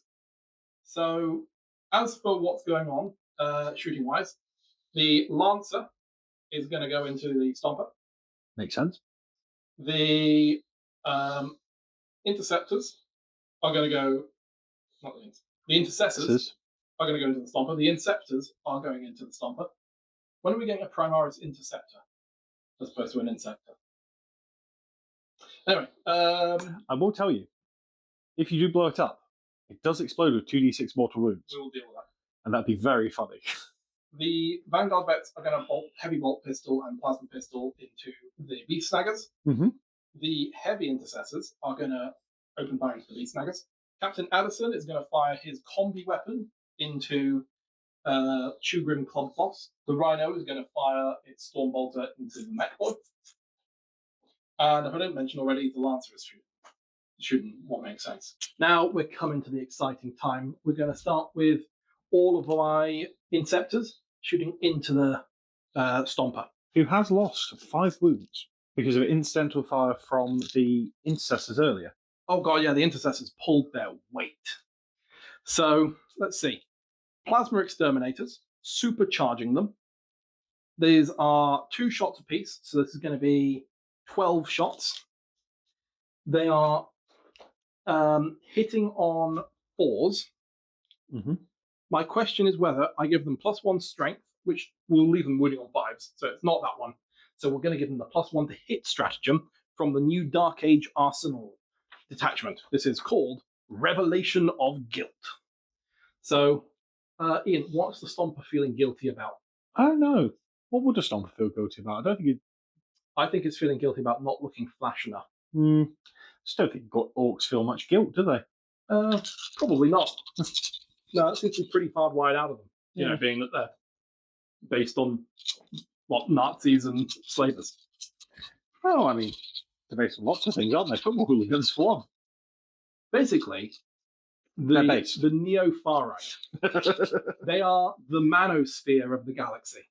And that makes me feel better about what I'm about to do. So, 3s to hit. This is the Oath of Moment target. The 3 ones. Didn't convert very well. Now, at supercharge, these would normally be strength 8, but with this detachment, I'm going up to strength 9. Still 5, however. but they're twin linked. So 2 wounds. God, I hope this does some better. Of course, it's the Deathwing dice that roll them for you. Okay. 5 wounds. These are all at AP -3. Okay, so I need 5s, which has kind of been the number of the day, hasn't it? Oh, please don't continue. 5s. There's 2 5s there. They're 3 damage apiece, you said? These are 3 damage apiece. That's 9 wounds rather. 9 wounds. So the Stomper is down to 3 remaining. This is feeling a big deal. Yep. So, stands to reason, let's do the next plasma. The pistol from the sergeant of the tactical squad. No. Oath of moment target. No. Does he supercharge? He doesn't die. Let's quickly do the overheats from Oh yeah. the Inceptors. 2 mortal wounds on the Inceptors. 1 Inceptor is down to an wound. Mm-hmm. This then brings us to the Gladiator Lancer. Mm-hmm. 2 shots from the Laser Destructor. Remember, cover and it's engaged. So it's -1/-1. Yeah, this is the annoying thing. Cover is a -1 to its ballistic skill, so I go to a ballistic skill 4+, and I've got -1 to hit from being in close combat, so 5 to hit. 1 hit, Oath of Moment. 2 hits. 2 hits. This is a big deal. 4's to wound because of strength 14. Mm-hmm. Both wound. Oh gosh, this is Very going nice. the way I wanted it to. AP -3 or 4, one of those 2. Well, it matters. It does matter. So it is AP, in fact, -4. So 6s. Nope. And there's no point in me re-rolling to the low thing. So how much damage do you do? How many wounds do you have left? 3. 3. So it's dead. So Oh, I see how much damage you do. 6 and 5, 11 damage. Now the question is, do I explode? Do you explode? And I really want to. It would be fun, wouldn't it? No. Unfortunately. And I can't see if you re-roll that. As fun as it would be, the Stomper just collapses into that middle objective. Now, we weren't going to risk it, so everything from the Gladiator Lancer was about to go into the Stomper there. So there's no more shooting to be done. In the fight phase, well, actually, let's tell you what, let's talk you through a few of the other things that happened, because it's a little bit interesting. We've saved the Tactical Marines. Yes. Captain Aderson has killed Chewgrim Kulbboss. He gunned him down, and that was mighty beautiful. Over here, mostly, I think it was the heavy intercessors, yes. that did the work against our fiendish, what are they called? Beast Snagger boys. Yes. The only thing we've got to look for now is a charge with those Are you charging Rhino as well? Vanguard veterans and the Rhino. So I'm gonna break the rules. I'm not gonna do it. That's great. The Vanguard vets get a 6-inch charge. So They failed. They can't get into anything. And do you want the CP? Rhino, no, I'm going to hold on to that. The Rhino is going to get a 9-inch charge, and so beep beep. We can do this very easily. 3 attacks with the Rhino. That is going to be 2 hits. 6s means 3s to wound, 2 wounds. 2 wounds taken. I think he has 1 left, if memory serves me correct. And then he gets No, he has That's 2 2. wounds left. As it turns out, we went to the dice tray, we rolled some stuff, and the battle wagon didn't hit the Lancer. The Lancer didn't wound the battle wagon, and the kill saw missed. So Iain's got a CP he wants to spend. Yes, because these guys are holding within 6, so they did pre-measure it. At the end of the fight phase, they're just going to hop back inside Ooh, lucky them. for shenanigans later. Marvellous. Once again, I wish I could get my primary on the end of my turn, because we didn't control it at the end of my command phase, but we do, at the end of my turn, control 1 or more central objectives. And I score 2 for guarding the far objective, for Burden of Trust. I'm realizing we've read Immovable Object wrong. It is 3 victory points for controlling the center objective, 5 victory points for controlling an objective, for each objective I control, excluding the home. So that one. at the end. So I would have been getting a few more command points from over there, victory points from over there, than I had expected. And that's at the end of the command phase. I do score this for 3 because I control at the end of my turn, which has happened both times, so that's fine. Will just chalk me some extra points on. But that probably pushes me a bit further ahead of Iain. It does, yeah. And makes the game a little bit less close. Defend Stronghold happens at the end of my opponent's turn. It doesn't look like my Stronghold is very threatened. Can you get to my Stronghold, Iain? No. So basically, we're going to be picking up that. You may get into my deployment zone relatively easily, so we're not calling it a full win. And then bring it down. You do get. I did bring something down.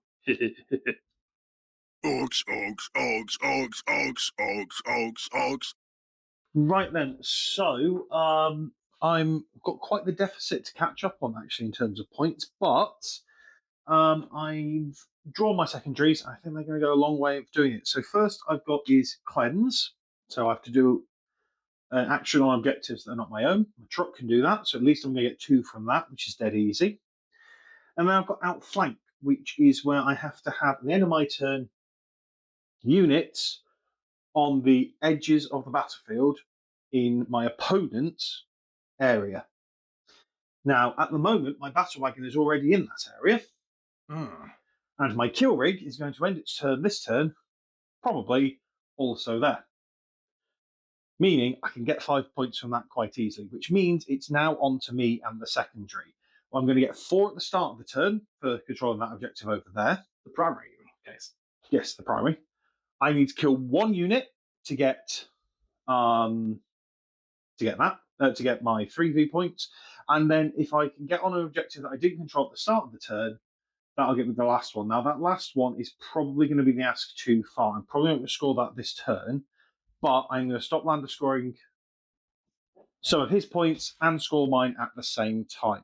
Killrig moved up. I spent a CP to get the Beast Snagger boys back out, and they're able to declare a charge and basically act normally because of it, because of the stratagem. Mechanized Brutality. That's the one. We've moved the Custom Boost Blast around to support the mech. The truck's doing cleanse. The flash kits are ready to shoot. So yeah, it's on to the shooting phase. I don't think much consequential will happen, so we may just cut back once it's all over. The Rhino's dead. That at least gets me the kill 1. The rest of my shooting was quite lackluster. That came from the flash kits, who did really well. But most importantly, the whir tower on the kill rig absolutely popped off and just exploded the brains of 3 plasma inceptors. So that's halved that. That was pretty unit. That's really, really good. The D6 damage and the torrent nature of it is very, very good. So it's going to be charges now. Oh, we did do, most importantly, 1 wound on this TAC Marine. With the whole... Those TAC Marines are overrepresented in their functionality. So, charges, yes. Nothing over here really can charge. So I'm going to declare a charge with my kill rig, and it has literally only 1 target, and it's into that 1 target, which is the Vanguard Vets, and then my boys are also in. I am going to use my CP to tank shock on my way in. Okay. I'm going to use a 2 CP stratagem called Unbreakable Lines, which means that those Vanguard veterans will be -1 to wound for you in this charge phase. Very, very quickly, for tank shock, I roll my toughness in dice, and every 5 and 6 is a mortal wound. Because I can use this again. Because, oh no, it's always been a vehicle, but you can use this for your monster now as well, because they've added that back in. So you take 4 mortal wounds on the charge. Ouch. Lift that guy there. In fact, you know what? We'll lift this little guy here. We'll lift this little guy here. And I don't think therefore within 3 you'll be able to pile in such that you're not straddling terrain and get into me. Yep. So at least that's got you out of combat for fighting. But I can make an overrun move, which is where I pile into a different unit within 3. That's not only if they're dead. It's if I don't get a chance to attack, I do believe. We will double check this. We'll go look it up. Okay, yeah, showing things off. The way it works is because he was in combat during the fight phase, eligible to fight, selected to fight, but had nobody that he could access from his unit that he could get into combat with, he makes a pile-in move and fights here. Right then, so first thing attacking is the kill rig. I'm going to roll its saw blades first, purely because I've picked up 6 dice. So these are... Oh, actually, first, we did mention this. It has a psychic power to manifest. So I roll a d6. I rolled a 4. So it's going to give +1 strength. I got -1 to be wounded. Yes, it would make quite a big difference. So yeah, +1's on the boys. So then it's kill rig, saw blades. These are 6 attacks hitting on 3s. They are strength 10, so wounding on 3s. 2 at -1. Forced to save, and that's 1 wound goes through. Okay. Damage. 2 damage. 1 wound left on one of the insects. So Butcher Boy's next. So again on 3s. Ooh, only 1. But I suppose only 1 needs to go through. This is only strength 5, so this will be 5s. I missed the entire tray. That's 2, so no. And then 4 attacks from the savage horns and hooves from the Squiggly Piggly himself. Now, this is Lance, so it's strength 8, so we're wounding on 2s, can Lance. Got to hit first on 4s, though. That's fortunate. Only 1 4. 2s. No, it's a 1. Into the Vanguard Vets. These are now my strength 5. Oh, sorry, strength 6 choppers. These guys are stronger. Excellent. So that wouldn't have made a difference. But it wouldn't have made a difference applying it to myself. If you roll a 6, you get lethal hits, and that's what I was fishing for. Need to hit anyway on 3s. And then on... Well, it would normally be... What's your strength, sorry? 5. Your So strength 5. 6 now. So your strength 6. So it would be 3s, but it's 4s because you're -1 to wound. Exactly, yeah. That's not bad. That's 4 at -1. Ouch. 4 up saves. 2 go through. So that's 2 damage apiece. So 1 damage apiece, even. Okay, that's 1 Vanguard vet gone. And then we've got the very, very angry Werboy. Hitting on 3s. All hits. Wounding on 4s. Yes. 2 wounds, AP 0. 3 ups. Both saved. So you've got 2 Vanguard Vets attacks back. Right, let's look these up because we're not familiar with the new Vanguard vets. They've got 3 attacks apiece with their master crafted power swords, hitting on 3s. That is 3 hits because I roll 3 pluses, like 4 pluses, and strength 5, so forced to wound. Yes. That is 3 wounding wounds. hits at AP 2 and 2 damage apiece. Okay, so no save, so just 6 ups. 6 up on the Field No Pains. That's 1 dead, that's 2 dead. I've rolled the same thing twice. 3 dead. And So it's just the weird boy left. The Werboy left, yes. Right, so at the end of my turn, I controlled 1 objective at the start, and I've killed the Rhino. So that is a nice 7 points for primary. Secondary, I've 8. Yeah, 7 points for primary. I've then matched that in my secondary because I've got outflank on both sides, quite fittingly with 2 different wagons, which I appreciate. And then I've cleansed with the truck. That truck's been really useful. It's been a good little utility piece, judging it was painted at 4 o'clock last night. I've heard a lot of people this talking morning. about transports being death traps in 11th edition. With my Rhino and Impulsor, whatever it's called, the Primaris Rhino. Impulsor. Primaris Rhino. It feels like they've actually just been useful for little actions. Yes. And same with your truck, and then your transports here. Don't put guys in a transport and expect Khorne Berserkers not to kill them and destroy everything. But at the same time, don't completely write transports out as not having a place. I think transports work best as transports. You move them up and your men get out of them. You don't use them as this barrier to wounds, which we did previously. You have to be the one in control to get people out. That's why strats like I used in turn 1 are so good. What I just did there with the slingshot was so useful because you get all the benefits and none of the downsides. I think that's the way we're going to have to play it because this was an expensive maneuver, though. It was 1 CP at the end of your last turn. Yep. 1 CP at the start of this turn. Yep. And a CP for tank shock. Yeah. But and it's only look what it's done there. It's bought you 3 dead Beast Mega Boys. But I've killed 3 Vanguard Vets and 3 Inceptors. God, that was expensive. Yeah, like, as trades go, I think that was quite good. Orcs, purge the beasts! We've managed to finally really take control of this center ground, and that's going to be really useful.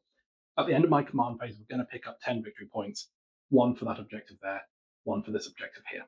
Mm-hmm. Or 5 rather for each. My new objectives are center ground. 5 victory points if I don't do anything. Love it. And no prisoners. 2 victory points per unit I kill. I'm eyeing up a mech over there. And I'm eyeing up the Wurboy over here. Mm-hmm. And most importantly, I'm going to throw Oath of Moment on the Flashkits. Okay. You know, I think the battle wagon over there is broadly impotent. And if I can kill the Flashkits, the only real player I feel like you have left in the game is this kill rig. Small point to remember is Battle Shock. We've got several to go on. They're all 6 pluses. So starting off with the Tactical Marines in the middle that's a 2 and a cocked. 2 and a 3 is a fail. Now actually that's quite good for me. I don't want to do any stratagems on them. And I have a stratagem which gets more powerful if one of my units is battle shocked. So, hurrah. Here's the kicker. This is the important one. I need the heavy intercessors to not become battle shocked. That is a 6. They are not battle shocked. And you need your Inceptors to not become battle My shocked as Inceptors well. are at half strength, not below half strength. So we're okay there. But the Vanguard Veterans are not okay. They are very not okay on a 3. I'm thinking of using Intractable on my Inceptors to reposition them out of the combat. The Primaris Tactical Marine guys forwards to sticky this objective. Yeah, well, I guess we'll just see where we end up. End of my movement phase. Lancer stayed in combat, keeping that at bay. The Impulsor has moved up. Aderson has taken the high ground, ready to get a shot down at the mech over there with his combi weapon. Tactical Marines have stepped up to the breach. Over here, we've had our intercessors move in to sticky this objective on top of it there. They've just done the same thing every single turn. They're staying still. Unfortunately, we have triggered an overwatch as these Inceptors have disengaged from the kill rig. The kill rig is going to fire all of its stuff at the Inceptors who have just run away. So it's going to start with its heavy lobber. That's 5 attacks, hitting you on 6s. Because it's Overwatch. That's 2 hits. These are strength 6. So 4s. That's 1 4. So 1 save. Saved on a 6. Saved on a 6. We then have the sticker. Doesn't hit. We then have the torrent weapon, the Whir Tower. So D3 hits, 2 hits. Okay. Strength 12. So on 2s. That's 2 wounds. AP 3. Okay, 6s to save. No 6s there. So the first one takes 1 wound. Cool. That's the second time I've done that. And the other one takes a full 6. So that just leaves your sergeant in that squad alive. That was brutal. I'm going to talk you through my shooting. It's fairly basic. Aderson is going to execute the mech. The Tactical Marines are going to finish off anything that's still there. The Lancer is going to finally turn its attention to the vehicle in front of it. The heavy intercessors are going to attack into the mech chappies here, the Flashkits. And they're going to do that by using the Fire Discipline stratagem, giving them lethal hits. Is it bad? No, Unforgiven Fury, pardon. Giving them lethal hits. You don't have the CP. It's 1 CP. You used your 1 CP to fall back with your Inceptors. Oh no, this has been a mistake. Well, that's sad. I was hoping for 5 up critical hits on lethal hits, and I realized I can't count to 1. Oh no. Well, it just gives you a chance, right? Yeah. Okay. It's narrative. Okay. Well, in that case, the regular intercessors will also shoot the Flashkits, and we will fire a bolt rifle. Bolt rifles are like, I want to say they're 30. Oh, wow. Because they're a weird blend of like the Stalker, which was like a 36 in the past, and the 24, which was I don't know. They're weird. We'll look it up to confirm. Yeah. Worst case scenario, the grenade launcher should be dunking something.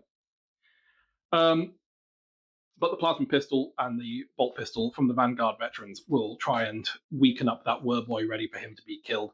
And this plasma interceptor will fire. There's no reason for him not to supercharge. I mean, there's many reasons not for him to not supercharge. They've got a 4-up save, right? Yeah. Yeah, he'll supercharge for the AP purposes. And that'll be that. I think we're going to kill 3, maybe 4 of these flash kits. I think we're going to kill the mech. So I don't suppose there's anything too exciting. As predicted, we would get them down to very close to dead. 1 was taken out by the Inceptor. 2 were taken out by the heavy bolters. And then our plasma boy down here took out the 4th one. You'll notice the mech is gone. Master Aderson took him out without any qualms. Complete fluff by the Gladiator Lancer. It's not even worth talking about. So over just can't kill the Death Roll. Yeah. Over here, Iain proved that he is the king of Feel No Pains, blocking plenty of damage. Only one. Boy. You only got 1 through. As I said, Iain proved that he is the master of Feel No Pains by blocking plenty of damage caused by my shots. Are there any charges that I could really reasonably declare in any good way? I think maybe they're into that, if you want to charge it. Do I want to charge 2 tactical marines into a vehicle? I don't think so. Probably not. I'm happy with them screening as it is. So, yeah, I think we're just leaving it. As predicted, the Werboy suffered 10 damage from the Vanguard vets. They have chosen not to move into the kill rig because it's scary and nasty, and we're just going to let it go and do what it wants. We're just going to let it go and do what it wants to do. Cool. Over here, nothing happened. We get 3 victory points for continuing to hold the center. And then we come on to our secondaries. No prisoners. We score 2 for killing the mech, 2 for killing the Werboy. That is every unit we've killed to a man, so we're scoring 4 out of the possible 5 points. Center ground, there is no enemy within 3 inches. We are within 3 inches of the center, and no enemy is within 6 of the center, so we score big 5. All in all, 22 victory points this turn. Orcs, orcs, orcs, orcs, orcs, orcs, orcs, orcs. So I've got a bit of a mountain to climb this turn. You've managed to let snowball quite nicely, but let's see what secondaries I get, because that can make or break a game. Engage on all fronts. Oddly enough, I'm actually quite confident I can score this. If I'm going to do some fallback shenanigans and some movement, I should be able to manage it. And assassination. So you're Captain Master High. Yeah, that's going to be trickier for you.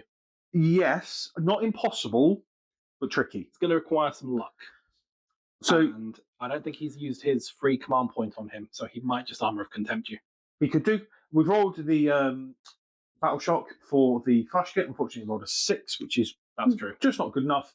But I'm not wanting to use a strat on him anyway, so it doesn't really matter. We've fallen back with the Battle Wagon staying in this quarter.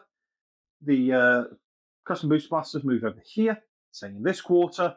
We've got the truck in that quarter with the Battle Shocked flash kit, and then the kill rig on this quarter. So at least at the end of my turn, I'll be scoring 5 for that as a minimum. We'll then do the shooting phase, see where the chips lie, and Well, we know broadly what the shooting phase is, right? Let's tell the people at home. Yeah, so this can't shoot. Nope, nice and easy. This flash kit is going to shoot the Watchmaster. The truck's going to shoot the Watchmaster. I'm afraid it's not the Watchmaster. He's not, is he? He's the master of the unseen ritual. That's it. That's an unseen ritual. This is then going to shoot him, and then that kill rig is going to kill the things near it.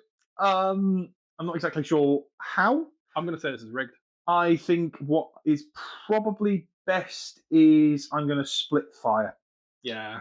I'm going to put the lobber into the vets and everything else into the plasma interceptor. Okay, yeah. And then the sticky cannon into them as well. So as you saw, the kill rig got its points back by causing even more carnage. Unfortunately, nothing much happened. The burner exhaust managed to kill one of the TAC Marines, but the other one's left alive, and the captain is completely unscathed. Now, I'm not going to be making any charges this turn because if I do, I either give up that objective, which I don't want to do, or I get out of a table quarter, which I also don't want to do because that's 5 points for me. So that is going to be the end of the Orc's turn 4. So I will have scored 5 for engage on all fronts and Excellent. 10 for my primary. Orcs, purge the beasts! Looking at my first objective, forward position. When drawn, if it's the first battle round, get rid of it. No, doesn't matter. I want to control my opponent's home objective and or each expansion objective. Which are the ones on either end of the board. Okay. That's not going to be too likely. I don't think I can get over to the home objective. No. That's not going to happen. Let's see what this is. Overwhelming force. Each enemy unit that started the turn within range of one or more objective markers and is destroyed. That could be more my speed. I think we could do that. Could be potential. Well, we can. I've just talked about wanting to kill the truck. Mhm. He's going to be pretty easy to kill. Aderson can off him. He's been offing war bosses and mechs. He can kill a flash kit. Over here, I'd already got plans for how to get rid of this. So I'm relatively confident we can get the score for overwhelming force. It's the 5th battle round, so I score my objectives a little bit differently. At the end of my turn, I score 5 VP for each objective I control, excluding my home objective. As pointed out, I already control the objectives that I can get to controlling. Mhm. So I'm going to be scoring 10 from the middle, and I'm going to be controlling, the middle and the guard checkpoint, and I'm going to be scoring 3 from controlling the middle at the end of my turn. So that'll be 13. So we'll get 13 from the primary. The question is, can I get overwhelming force? So in turn 5, Vanguard Vet, Battle Shock. He is no longer battle shocked. Heavy Intercessors, no longer battle shocked. Tactical Marine is battle shocked. Good. Again. Continues to be. Thanks to that, we can start talking about the movement. So, Vanguard Veteran has stayed still because I'm just going to get eaten by the Whir Tower if I try to move. Psychic Torrent. The Tactical Sergeant has moved forwards to brandish his plasma pistol violently towards the flash kit. Then it's generally Master Aderson has just taken a bit more cover in the corner. The Heavy Intercessors have basically agreed that they now live on this first floor ruin. The regular Intercessors have stepped forwards to bring their guns to bear on the truck and flash kit. And the Gladiator Lancer has put on its reversing beepers, gone round the hill up into the checkpoint, where it has now drawn a line of fire on the kill rig. Our goal is to kill the kill rig. Let's see how this goes. I'm going to use a stratagem, good sir. Go ahead. -1 to wound on attacks that are stronger than me. My toughness, I mean. As you would. Fiend. It has to be on a wagon kill rig unit, so this is the only time I've actually had the chance to use it, because you've not been shooting me. Well, fair enough. I've got two hits, however. Yep. And these are quite tasty. They are strength 14. So it would be 3s down to 4s. Down to 4s. 2 wounds, though. That AP -4 means I don't believe you get a save. Okay, so 9 and 4. So let's just... So that is 13. 13. Which is my number of wounds. So 1, 6, and I survive. 13 dice, you said. Mm-hmm. Well, that's how many wounds you did. It is indeed. There you are. You've made 2. Very kind. So... You rolled me 2 6s. That's perfectly mathematically average. So that leaves me on 2 wounds. Marvellous.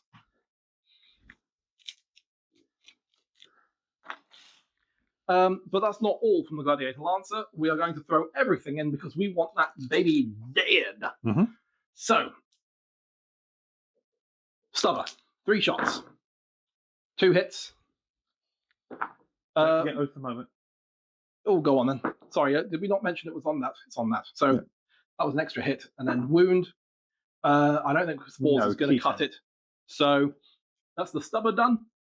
We've got Icarus, Storm Bolters, and then we'll move on to the Icarus. You're in cover. Yeah, I am. So 3 hits. Show me some 6s, not a lick. And then the Icarus rocket pod, 3 shots, hitting on 3s. Well, hitting on 4s rather, which is nice. And then strength 8, so winning on 5s. I want to call that, but it's on its cock. So no, and then we will use our Aquilon Optics to re-roll one of these. No. Yep. So 1 wound at -1. 4 save. Which is failed. That is 2 damage. So 2 feel no pains. No. Does it explode? No. It does not. And with that, the kill rig is kill. Master Aderson firing his combi weapon, scoring no hit. Okay. The sergeant with his plasma pistol overcharged, hits with a 6, wounds with a 5, AP 3 means no save and 2 wounds onto the flash git. The flash git is got, which means I have scored everything I think I possibly can score from that secondary, but we will direct some shooting towards the truck. The truck has sustained some more damage, still alive though. Flash gits are gone. Army has moved sort of forwards. The most important one you guys all saw was the kill rig dying, meaning that at the end of the Dark Angel's final turn, we have scored 13 on the primary. We have scored a full 5 on overwhelming force in 2 lots of 3, and we have not scored forward position. So at the end of my turn, I will discard that for a victory point, not a victory point, a command point. Yep. Which I will just use to keep me safe in the coming turn. Orcs, orcs, orcs, orcs, orcs, orcs, orcs, orcs. Right then, so I've drawn my last objective, and it is plunder, which, just like Clem's, my truck's going to do. Woo! Hey, That's the most valuable truck that there has ever been. Also, there's... Oh, I forgot something about my truck. It regains 1 wound. Does my truck? Excellent. So that's Grot riggers. Grot riggers. I can't speak. Right then. Yes, don't mispronounce that. It's on the internet. That's going to get. I will get you demonetized. Yeah. Right then. I'll be monetized first. I'm going to do something quite cheeky. How cheeky? This is not going to move. All of your guns can shoot your master. I'm just going to call him master. So I have a chance to kill him. Excellent. Getting assassination. I'm going to advance the battle wagon. You're going to advance the battle. I am. Have we worked out it's got more OC than the... It does. You've got OC3 and I've got OC5. Interesting. Let's go for it. That is an advance of 1. Is that not going to cut? Guess what? I'm going to CP reroll that. A 2 is enough. 100%. Because I measured this, because it puts me there. Because this is light, I can breach it. Tree is not. The tree is the impassable bit. Oh yeah, you said the tree was an impassable bit. Yeah, absolutely. Oh no. Well then, I can tow into there. Cool. Around the tree. It doesn't matter. It doesn't particularly matter. Point is, I've chosen on the objective, meaning I scored 10 again at the end of my turn. That's nice. Oh no, actually, I will score 14. Because it's an objective you didn't control? I will get 3 for objective I didn't control, 2 controlled objectives, and I can kill 1 thing, which I'm hoping to be the Watchmaster. Okay, why not make it the Tactical Marine? Because if I kill the Watchmaster, I get 8 points. Oh, because of assassination. Yeah. Got you. But you make a good, compelling argument. So Rivet Cannon onto my shooting phase, because I have another way of dealing with the Watchmaster. Yep. Rivet Cannon into Watchmaster, everything else into that lone guy behind me. All right, let's get the rolls going. Grot. Hits. Grot. Bounce down. Wounds. 1 save, AP 0 so far. Okay, 2 up. But no, this is on your Watchmaster, this is on the Sergeant. It wouldn't be a 2 up in either case, it'd be a 3 up. Yep. Yep. Flamers. 5 shots. This is into the Watchmaster. No, this is onto your Sergeant. Okay. Nothing. And then the Watchmaster. No, we're calling him a Watchmaster Again. 9 shots. Aderson. Master Aderson. Right. I hit you 3 times. That's good. It's not enough to kill me, I don't think. No. And then, I don't know, it's 2 damage apiece. I do wound you 3 times. Oh, AP? -1. All right. Armor of Contempt. Armor of Contempt. So AP 0. I'm going to roll 1 of each of your colours of dice. I feel like that's very apt. 2 2s and a 4. Okay, So that one would be save. 4 damage. And wound remaining. And wound remaining. Are you sure you don't want to CP reroll that? No, I want to use my enhancement that lets him stand back up. Okay, are you sure? Because I can charge you. Engagement range is 5 up. Seems really weird that vehicles can Yep, engage. it does, but that's.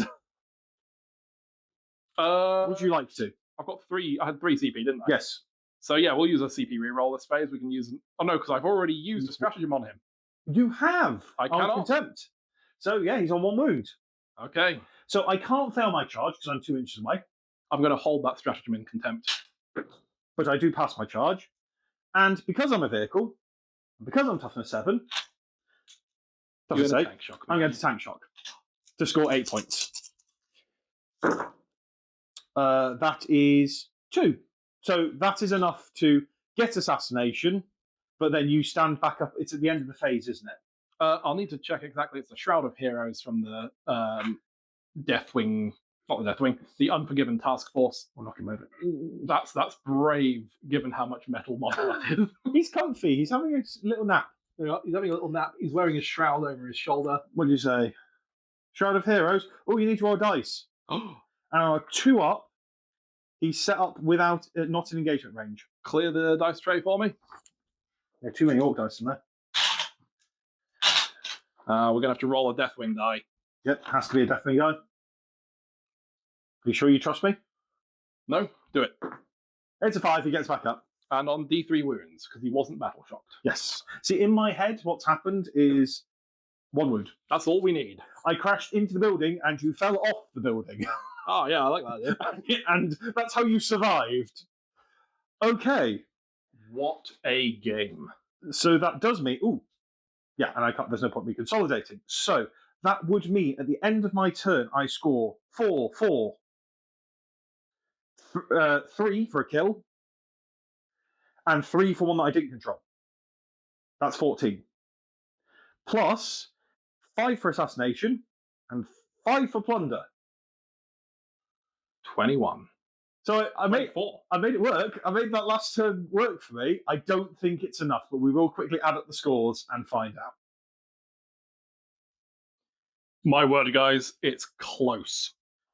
You will have seen just on the transition screen there, Dark Angels have taken a victory with 90 victory points. That's including 10 for being fully painted, to Orcs' meager 80, including 10 for being fully painted.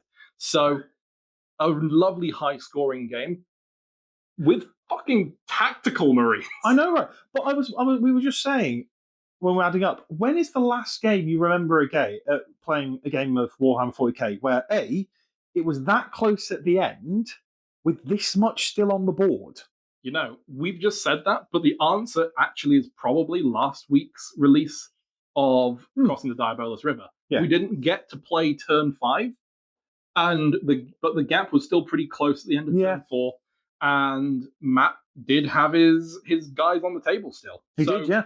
Maybe last week, but I don't know. This had more of an energy that I get from games like Old World. But yeah. You know what? Let's not discuss that now. Let's meet up in the post game. There we have it, Ian. Really, really good game. Dark Angels victory, which is what made it a really good game, if you ask me. I am so happy at how close that game was.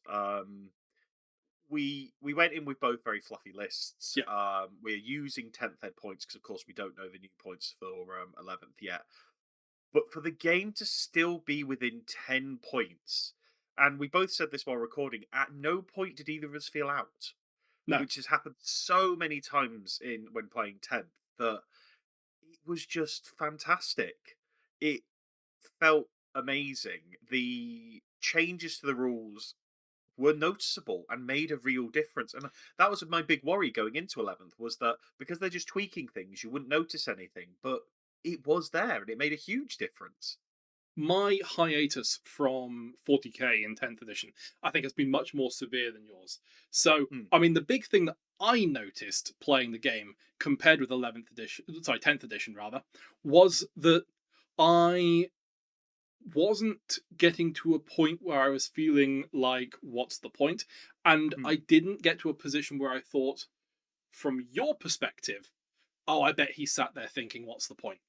You know, it was close and balanced. Now, at the end of the day, we're both scientists by background. So a very small sample size, but very hopeful. Yes, definitely. While we were packing up, you mentioned something to me about a similarity between the game and the White Dwarf article. Yes. So although in the White Dwarf article it was an orc victory, what was really funny in the White Dwarf article, the Dark Angels player overextended, got his assault marines all in one place, and then they were wiped out by an orc countering melee attack, which perfectly mirrored our game. But then you still had some resources just to even more so counterplay and deal with that, which felt really, really fun and really, really good. I'm loving the changes to cover. I think it's one of the smartest changes they've made going into this edition. The -1 to shooting is punishing for orcs. Going from a 5 to a 6 is huge. I feel like certain armies like orcs ignores cover is going to be invaluable. Yeah. The old targeting squigs rules and things like that it can make a huge difference. But what was really nice was because you're not getting that +1 to save, -1 AP matters. Yeah. -2 AP feels really, really good. And you just end up, even though less shots are getting through, the ones that do get through are probably more likely to do something. So it feels more consequential. You feel like you're rolling less dice, but it has an impact. And I love that. It Yeah. feels really good. From my position in the Dark Angels, I felt cover didn't feel as important, but I think I had a lot of ways of getting to hit on 2s. And so Yeah. going back to 3s, it came out in the wash. And I mean, even if we just think about a regular ballistic skill 3 Space Marine shooting an orc in cover, I'm only losing a quarter of my shots. Yeah. An orc shooting a Space Marine in cover is losing half their shots. So Yes. there is an element of scaling. The worse your ballistic skill, the more cover affects you. And it kind of makes sense, right? A Space Marine should be able to train their shots a little bit better than a Guardsman, who should be able to do it a little bit better than an Orc, who should be able to do it a little bit better than... Does anyone hit on 6s in 40k? Um, I'm not sure, you know. No, I can't think of it either. Which possibly, I mean, there's always that conversation going around about whether or not different dice should be used in 40k. I'm a staunch person in the camp of D6. D6 systems only work if you're exploiting the full range of numbers. If you're just doing 2 to 5, you're stuffed. If you've got it doing 2 to 6, you're probably in a better shout. And I will sing the praises of Old World all day with their ability to hit on 7s. So, but yes, not what today is about. Today is about celebrating the new edition of Warhammer 40k 11th edition, available at local stores near you right now. If you haven't already got a box. Yep, this video is sponsored by absolutely no one. We have a lot of space right down at the bottom there if you want to come in and be the sponsor to all 120 viewers that we've got at home. Hey! I mean, we live near quite a few shops. If any of you want to sling some money, we'd appreciate it. Just going back to 11th, we said sample size of one game. Yeah, I'm excited to play more. And I played probably more 10th than you did. I had a regular gaming group where that was their game, so I played a lot of variations. My biggest criticism of 10th was that every army felt solved. There was one way to run it, maybe two. I do think with the new detachment system playing into your primary objectives, yes, I think there's going to be a multiple way to run your armies. And I see that as nothing but a positive. Along with the other internal balancing stuff they've announced, like certain war gear getting a cost again, increasing points depending on how many points you bring how many times you bring something. Yep. I am excited. It means that my list building matters. And I love list building. I'm one of those, people who will just have a million different lists on their phone as I'm coming up with lots of different ideas, and that's in every game system I play. Yeah. And it's nice to feel like that's going to be rewarded. I'm excited to see what the app brings.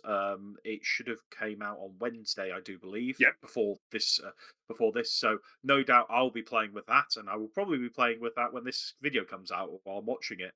Well, when this video comes out, I'm at the local store, helping to run an intro game. So the store owner has got a store copy of Armageddon. Our goal is to have it all painted up and ready, and I'll be downstairs showing people how the orcs play, how the Blood Angels play. I probably need to start doing some research about the Blood Angel detachments and the Orc detachments to decide if we include that, but we might not. We might just keep it simple. Yeah, no, definitely for a taste again. This deck has two things which surprised me quite a lot. And this is completely ignoring the cards which, if I get one out, no, that's a doodly doop doop to do. Here we go. These cards here, which show you the pairing combinations and what missions you're going to play based on what forces you're taking. But that's a given. That's pretty unexpected and impressive, especially the fact they give you two copies for the mirror matches, so that you can get one of these boxes between a friendship group, and as long as you're only playing one game at a time, you're set with one of these packs. One of the big things that surprised me was how the asymmetric primary missions really just completely turn the game on its head from something that's just a board game where I'm turning up and it's like, oh, here's the game we're playing today. We both need to go and lick pebbles in the middle of a field that are next to a building. Into, I've got this take and hold mission to take control of this central objective, the relay station, the actual narrative of the game. I didn't specifically choose stuff. Like many of our narrative battles here on Legions of Miniatures are designed from the ground up to try to tell a story. The story actually just fell out of this. Oh no, absolutely. All we said was we wanted you to have taken hold because you're sallying forth trying to hold ground. And me to have Purge the foe. Purge the foe because it's orcs and they want to kill things. That's all we said. We didn't see this deck before we decided that, and then to see when we got the game set up that was the mission. It was really exciting. And what I really like about those missions is between the five, they're not that different. They have subtle differences which are going to make an impact in a game. But if you were taking this to a tournament, you would know, right, my army is going to do one of these five things, so I'm going to build it in this way. And we talked about this as well when packing up. I can see units like Heavy Intercessors really having a place this edition. Or things like Take and Hold, being able to go, I know I need to hold objectives, so I don't really care about being able to kill too much. I just need to be tough and weather the storm. And that's really exciting, because 10th edition became, who can kill the opponent by turn 3, and then we'll score everything else. Not at the top. To be fair, that's a bit unfair at the top level. At the top level, it was a lot more nuanced than that. But at a lot that's what the game boiled down to. This is turning. I do feel like this is turning the narrative. This is turning the way the game is going to be played massively differently, and you are going to see huge variations in army lists, just depending on what detachments you bring. My hope is that by having narrative baked and ingrained into the actual mission deck itself, it will encourage people to be more narrative with their armies. I'm not expecting the new wave of tactical marine lists like I ran, where 2 of my battle line choices are tactical squads. That was a bit weird. I just did it because it felt a bit appropriate for the day. But having this idea that an Unforgiven task force gives you that +1 objective control. I need things that will hold objectives. I'm going to be bringing a bunch of battle line. The idea that I'm going to see heavy intercessors or assault intercessors without the jump packs, going around because of their high objective control. That's really cool. Yeah. I'm a little concerned that maybe we just end up with that doesn't happen and you just get inner circle companions, because I think they're objective control too, thanks to the little banner staff they bring along. And then you attach an ancient and a character, and Bob's your uncle. I mean, Azrael plus an ancient plus the inner circle companions. That's a pretty strong squad. Give them an extra objective control through the Unforgiven Task Force ability. That might be how people go to hold objectives. They're still a bit flimsy though. I mean, they're toughness 4, so it could be that's how people claim an objective. And then you've got these heavy intercessors coming up behind to actually hold it. And that's maybe a really cool... maybe I've just talked myself out of it. You know, that's actually quite fluffy. The Deathwing strike forwards, smack the enemy off of the point, and then hand over to the Green Wing while they go and persecute the foe. Yeah. I'm sold. This is the thing. You're right. The narrative starts now at the list building, and it's on the table. My hope for this edition is we see more successor chapters. So many of the new players that I've seen this edition, because I'm quite active in a few different shops in the local area, but they have come in and they are painting them like a full chapter, like one of the legions. Yep. Because they go, oh, because I want to run this detachment. Someone online has said this detachment is this thing. Because you're picking multiple detachments now, you could go, no, I'm picking these things because I'm doing it my own slightly different way. So these are my own special successor chapters, and I'm going to paint them my own special way. And I want to see that hobby back in the hobby. I want to see people having fun with their armies and not just taking what's in the box and doing it. Like, as you know, I've got a rather large Space Wolf army, my second Space Wolf army after my original childhood one. And I've covered them in furs and beards and all sorts. And I'd love to see other people doing that more regularly. And I feel like because they've baked the narrative in, there's an incentive to do that. And that's exciting. I'm kind of feeling like going upstairs, finding the old Citadel army case I have, and digging out my childhood successor chapter for the Imperial Fists, the Ashen Fists, and in there I've got a fantastic little conversion of a chapter master whose power fist has an underslung flamer, right? And I want to do that. And being with the group of people I am, I know if I turned up to the table and said, "Here's my captain. He's got a hand flamer profile nabbed from a Blood Angels character and a power fist," we would just go with it, right? You say, "Oh, okay, what, plasma pistol and power fist?" No, it's just a hand flamer and power fist. It's short range, 6 inches. We would play that, and we'd have a great time with it. I just wanted to jump back on your point about missions within a single deck being relatively similar. So, immovable object that I played today. This is the battle. This is the deck for your taken holds. Immovable object, control a central objective, and then control non-home objectives. Then you've got battlefield dominance, control more objectives than the opponent, and control each objective. That even lets you take your home objective for 3 VP.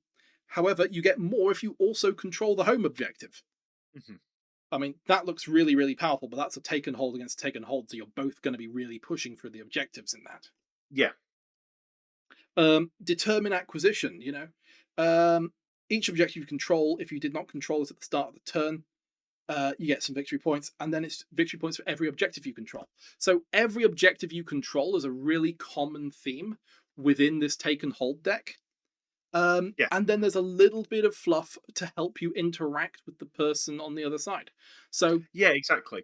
The taken hold versus purge the foe being get to the middle, that forces me to actually go towards the opponent who wants to kill me. And so it means I can't just skirt around the outside of the board holding objectives and hoping it takes you a bit longer to get there.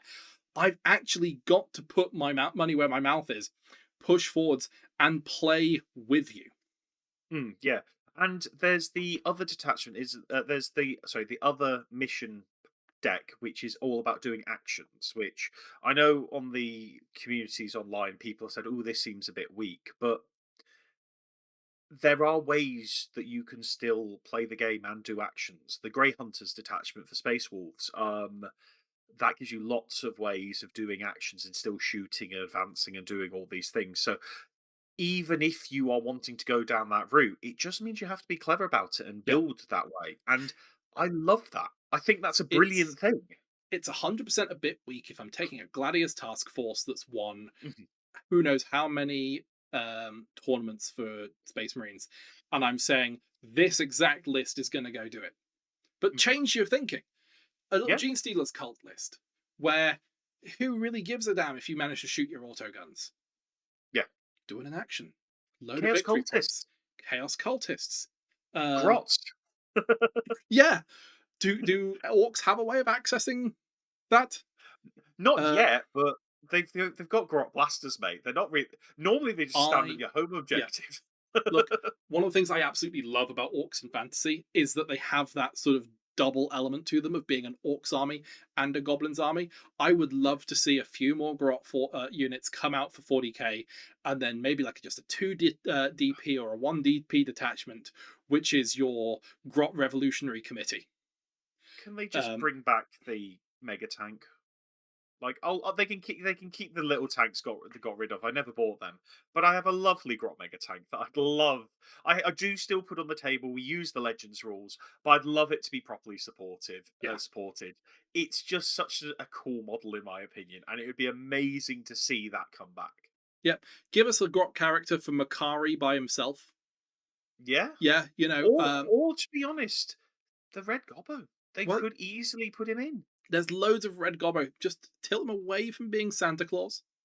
Give us Yeah, Red Gobbo, give us a Makari Banner Bearer, then you've got Grots for your battle line, Killer Cans, you've got a Grot Heavy I Tank, Grot Light Tanks. Maybe we just need something like. My head is instantly going to Night Goblin Squig Hoppers. Just a bunch of Grots yeah. clinging on to. Maybe don't go Squig Hoppers, because that's obviously very fantasy. But the Squig Hogs. Imagine a Squig Hog with like 12 goblins hanging off of it.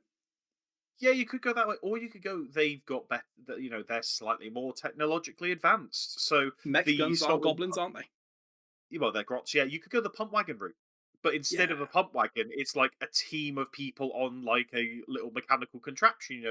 Things like that. There's loads of things they could do, and I love the Orc side of the Armageddon box. It's why I pre-ordered mine. Yep. I'm very excited to get my hands on them. I've seen them in the flesh already. They are beautiful, and I'm really excited to start running them. But as we know, with all the other ones, there's probably more to come. We've Yep. seen the Warbikers teased, and I'm just excited to see what they do. They they've seemed to have changed GW over recent years. Instead of trying to replace something with something new and shiny, it goes, no, we're remaking it but better. And I like that That's nice. approach. Yes. I feel that is a nice approach. I feel like the new Mech Walker is a replace of the old Mecha Mega Dreads, Yep. which, although they were really cool, were just kind of like a Death Dread. This is something new and interesting, which I do like. But then you look at the Orc Boys and you go, yeah, they fit with my already.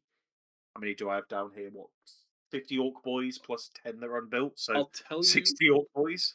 I'll tell you what the Mech Dakka rig reminds me of. Yes. Mhm. It reminds me of the Age of Sigmar trailer, where they wheel the rat Oh, out yes. on the huge Gatling cannon, and Yeah. he's just laughing as he's firing away. Yeah. It feels like there's It's, a real parity between those two. yeah, and it's just the little things like bringing back War Tracks. I am so excited to be running that. Like, it's a cool model, Yep. really cool concept, and it's nice to see it back. I hope when they release it in a plastic kit, it is multi-part and you can build it as the Scorcher variant. Because Mhm. I always used to think that was a really funny, a funny model as a kid Yep. growing up, and it'd just be nice to see that that continued lean in with the orcs. And my only hope after that fact is maybe we see Badrock return Yeah. with a new model. He's in the books a lot. It'd be good to see him. I mean, I took advantage and bought the metal one when he's very bright. Bought the metal one when he went made to order, but it'd be nice to see him return properly. Well, what's the next game? The next game we are going to be pivoting a little bit. We'll be recording it next week, which will be, from our perspective, just after launch. From the viewer's perspective, could be literally any minute now. We'll be recording the first of a few battles occurring following the narrative of Hell's Reach. Yes. Which I know Andre is not happy with me, because he is I said to him, "Oh, I know you play Black Templars. Bring along a Black Templar army led by Grimaldus." And he's like, "Are you kidding me? I've just stripped all the paint from them to bring them up to standard, and you're saying just bring a Black Templars army?" I do love the message you sent me of just like, how many painted orcs do you own? I'm excited. It's going to be fun. There's going to be some really wacky games. We've got some really fun things planned. We've alluded to several little planned things we have. So we're going to keep this narrative ball rolling. And, you know, when that's finished, we'll move on to the next narrative. And maybe you might see me playing something other than orcs, but they are just such good bad guys. Like, they're always fun to have. I mean, I wish I had people with a sizable Demons and Grey Knights collection, because we could look at the Logan Grimnar, the Months of Shame. The Months of Shame. That would be a really awesome narrative to tell. So I might have to start. If you've not read that book, I thoroughly recommend it. If you're a Space Wolf player, not so much if you're a Grey Knight, because the Grey Knight players do get a bit upset with it. But as a Space Wolf player, it's a great read. It's really interesting. Having a Dreadnought teleporting onto the bridge of a battle barge is just, it's brilliant. Yeah. So I would like to do that. At the minute, our plans are taking us all the way through to Halloween time. Yeah. We've got the next fantasy campaign sorted out. As we speak, I was meant to be playing James to get the next bit of Cetra Awakens going, and he's had to pull out again. This time because he's got to get a CV to a job before first thing tomorrow. So That's fair. we'll let him off on that one, and best of luck to him with his CV, because I know he's having a challenging time transitioning out of the army. But with that, I think we've discussed everything. I mean, we've nabbed now for 25 minutes. People at home have definitely fucked off. So if you are still here, why? Yeah, it's a good question. Mind you, we're both teachers, so we can talk quite well. Yeah, and never on topic as well. Yeah, exactly. Yeah, exactly. Well, 11th is looking really, really exciting, and I, for one, have found a bit of joy in 40k again, and I look forward to chasing that and to seeing where it leads. I'm worried about playing another game for if the fantasy ends and all of a sudden I'm back to, God, I wish 40k was more like X, more like Y. If this can hold up, I'm going to be so happy. But what's Wargamer's favourite hobby? It's complaining. We all know this. Precisely, yeah. So, with that, I will catch up with you on the weekend, Ian. Yeah. And I will catch up with you on the earlier bits of next week. To those viewers of you at home, keep your eyes peeled, because we will be having, or have already had, a No, we've already had it come out. Yeah, no, I can't tell you to keep your eyes peeled. Go ahead and look back in the channel, pick up on the other videos from the War for Armageddon campaign. Take a look at the first game for Cetra Awakens, which is out and has been interrupted by this spontaneous moment of the changing of editions for 40k. And go ahead and take a look at our first episode of a podcast where we go and we talk with Rich from the tournament scene about what actually goes into organising a national or international scale tournament event for Warhammer. Otherwise, thanks ever so much for watching, guys. My name's Lander. That's Ian. We'll see you on the battlefield.